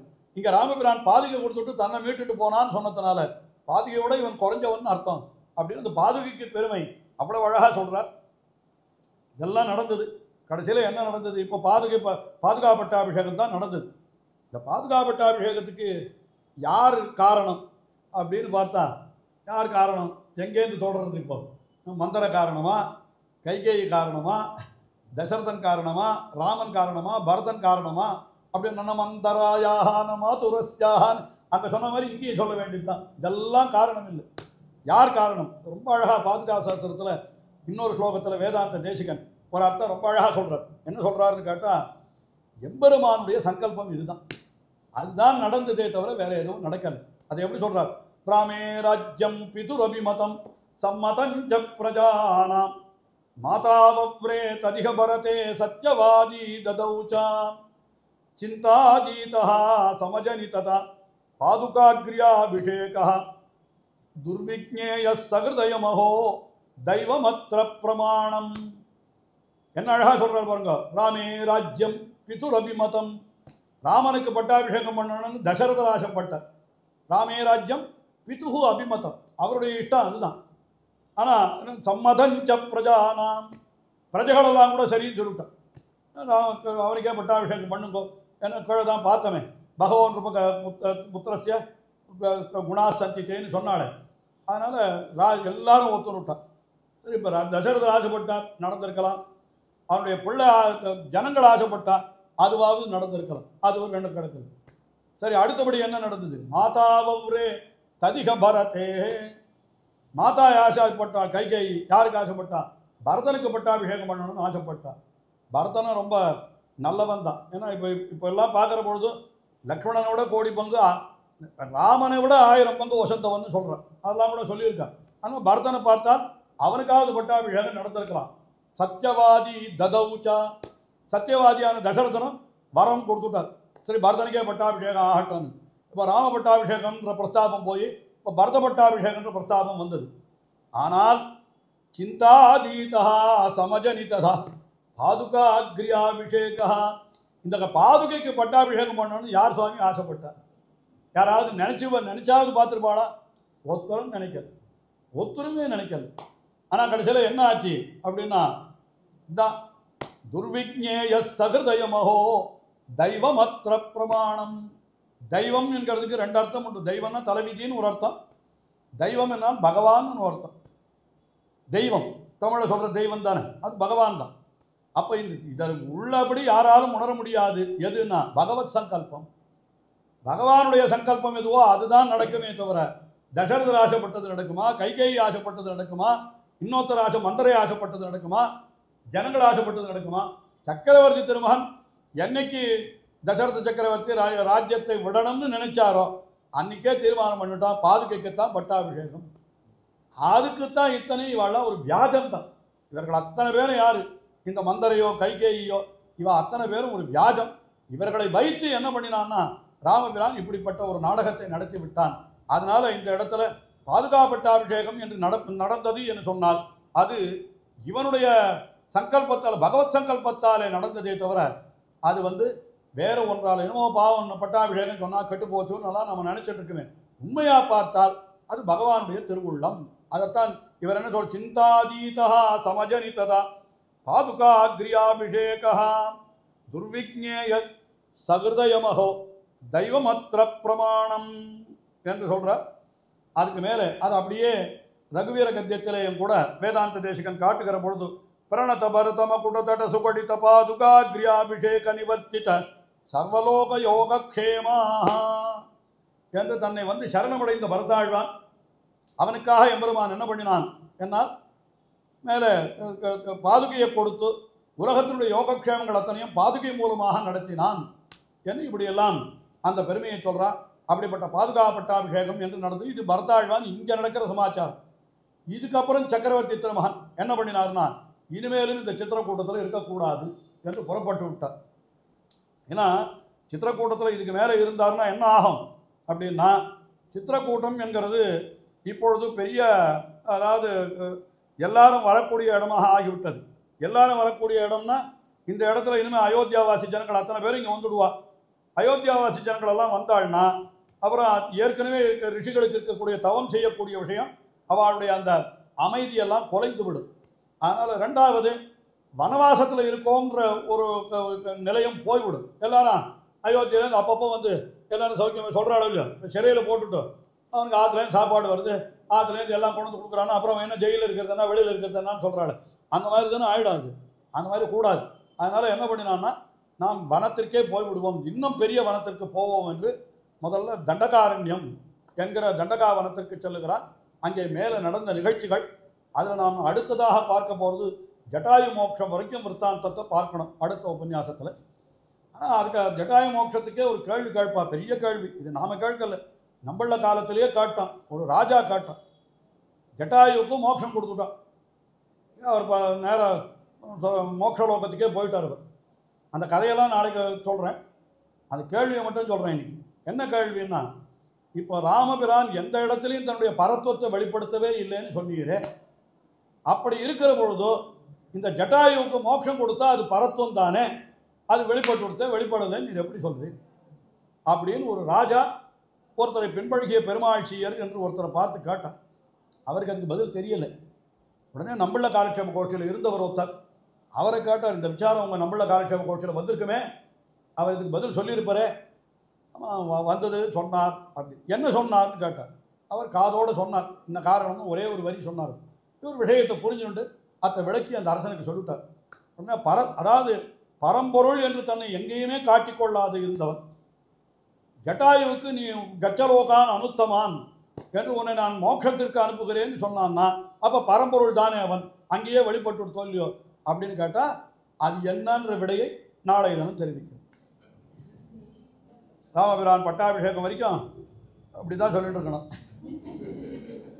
மங்களம் கோசலேந்திராய மகனீய குணாப்தயே சக்கரவர்த்தி தனூஜாய சர்வமாய மங்களம் வேத வேதாந்த வேத்யாய மேகஷாமள மூர்த்தயே பும்சாம் மோகன ரூபாய புண்ணியஸ்லோகாய மங்களம் விஸ்வாமித்ராந்தரங்காய மிதிலா நகரீபதே பாக்யானாம் பரிபாகாய பவ்யரூபாய மங்களம் பித்ருபக்தாய சததம் பிராத்ருபிஸ் சகசீதயா நந்திதா அகில லோகாய ராமபத்ராய மங்களம் சக்தசாகேதவாசாய சித்திரக்கூட்ட விகாரிணே சேவ்யாய சர்வயமினாம் ஜீரோதாத்தாய மங்களம் சௌமித்ருணாச்ச ஜானக்யா சாபபாணாசிதாரிணே சம்சேவ்யாய சதா பக்தியா சுவாமினே மம மங்களம் தண்டகாரண்யவாசாய கண்டிதா அமரசத்ரவே கிருத்தரராஜாய பக்தாய முக்திதாயாஸ்து மங்களம் சாதரம் சபரீதத்த பலமூலாபிலாஷிணே சௌலபிய பரிபூர்ணாய சத்வோத்ருக்தாய மங்களம் அனுமத் சமவேதாய ஹரீஷாபீஷ்டதாயினே வாலிப்பிரமதனாயாஸ்து மகாதீராய மங்களம் ஸ்ரீமதே ரகுவீராய சேத்தோல்லங்கித சிந்தவே ஜிதராட்சதராஜாய ரணதீராய மங்களம்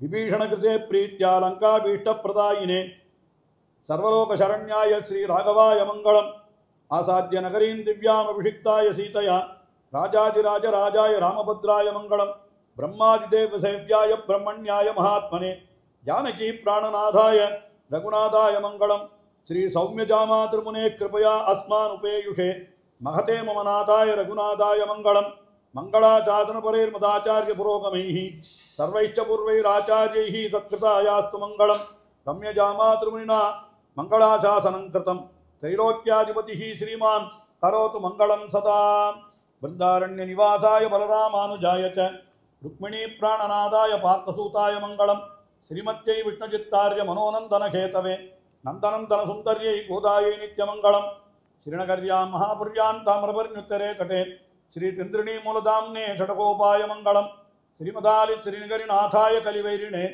சதுர்கவிப்பிரதானாய பரகாலாய மங்களம் ஸ்ரீமன்மகாபூதபுரே ஸ்ரீமத்கேசவயஜுனः காந்திமத்யாம் பிரதூதாய இதராஜாய மங்களம் சர்வகந்த இதிக்யாத ஸ்ருத்யந்தே வெங்கடேஸ்வரः யஸ்ஸமருதமால்யோகைः அனந்தார்யாய மங்களம் லோகாச்சார்யாய புரவே கிருஷ்ணபாதஸ்ய சூனவே संसारभोगि संतष्टजीव जीवातवे नमः श्रीमते रम्यजामा त्रिमुनीन्द्राय महात्मने श्रीरंगवासिने भूयात् नित्यश्रीर्नित्यमंगलम् श्रीमत्सुंदरजामा त्रिमुनिपादाब्जवासिने अण्णंकरार्यवर्याय नित्यश्रीर्नित्यमंगलम्।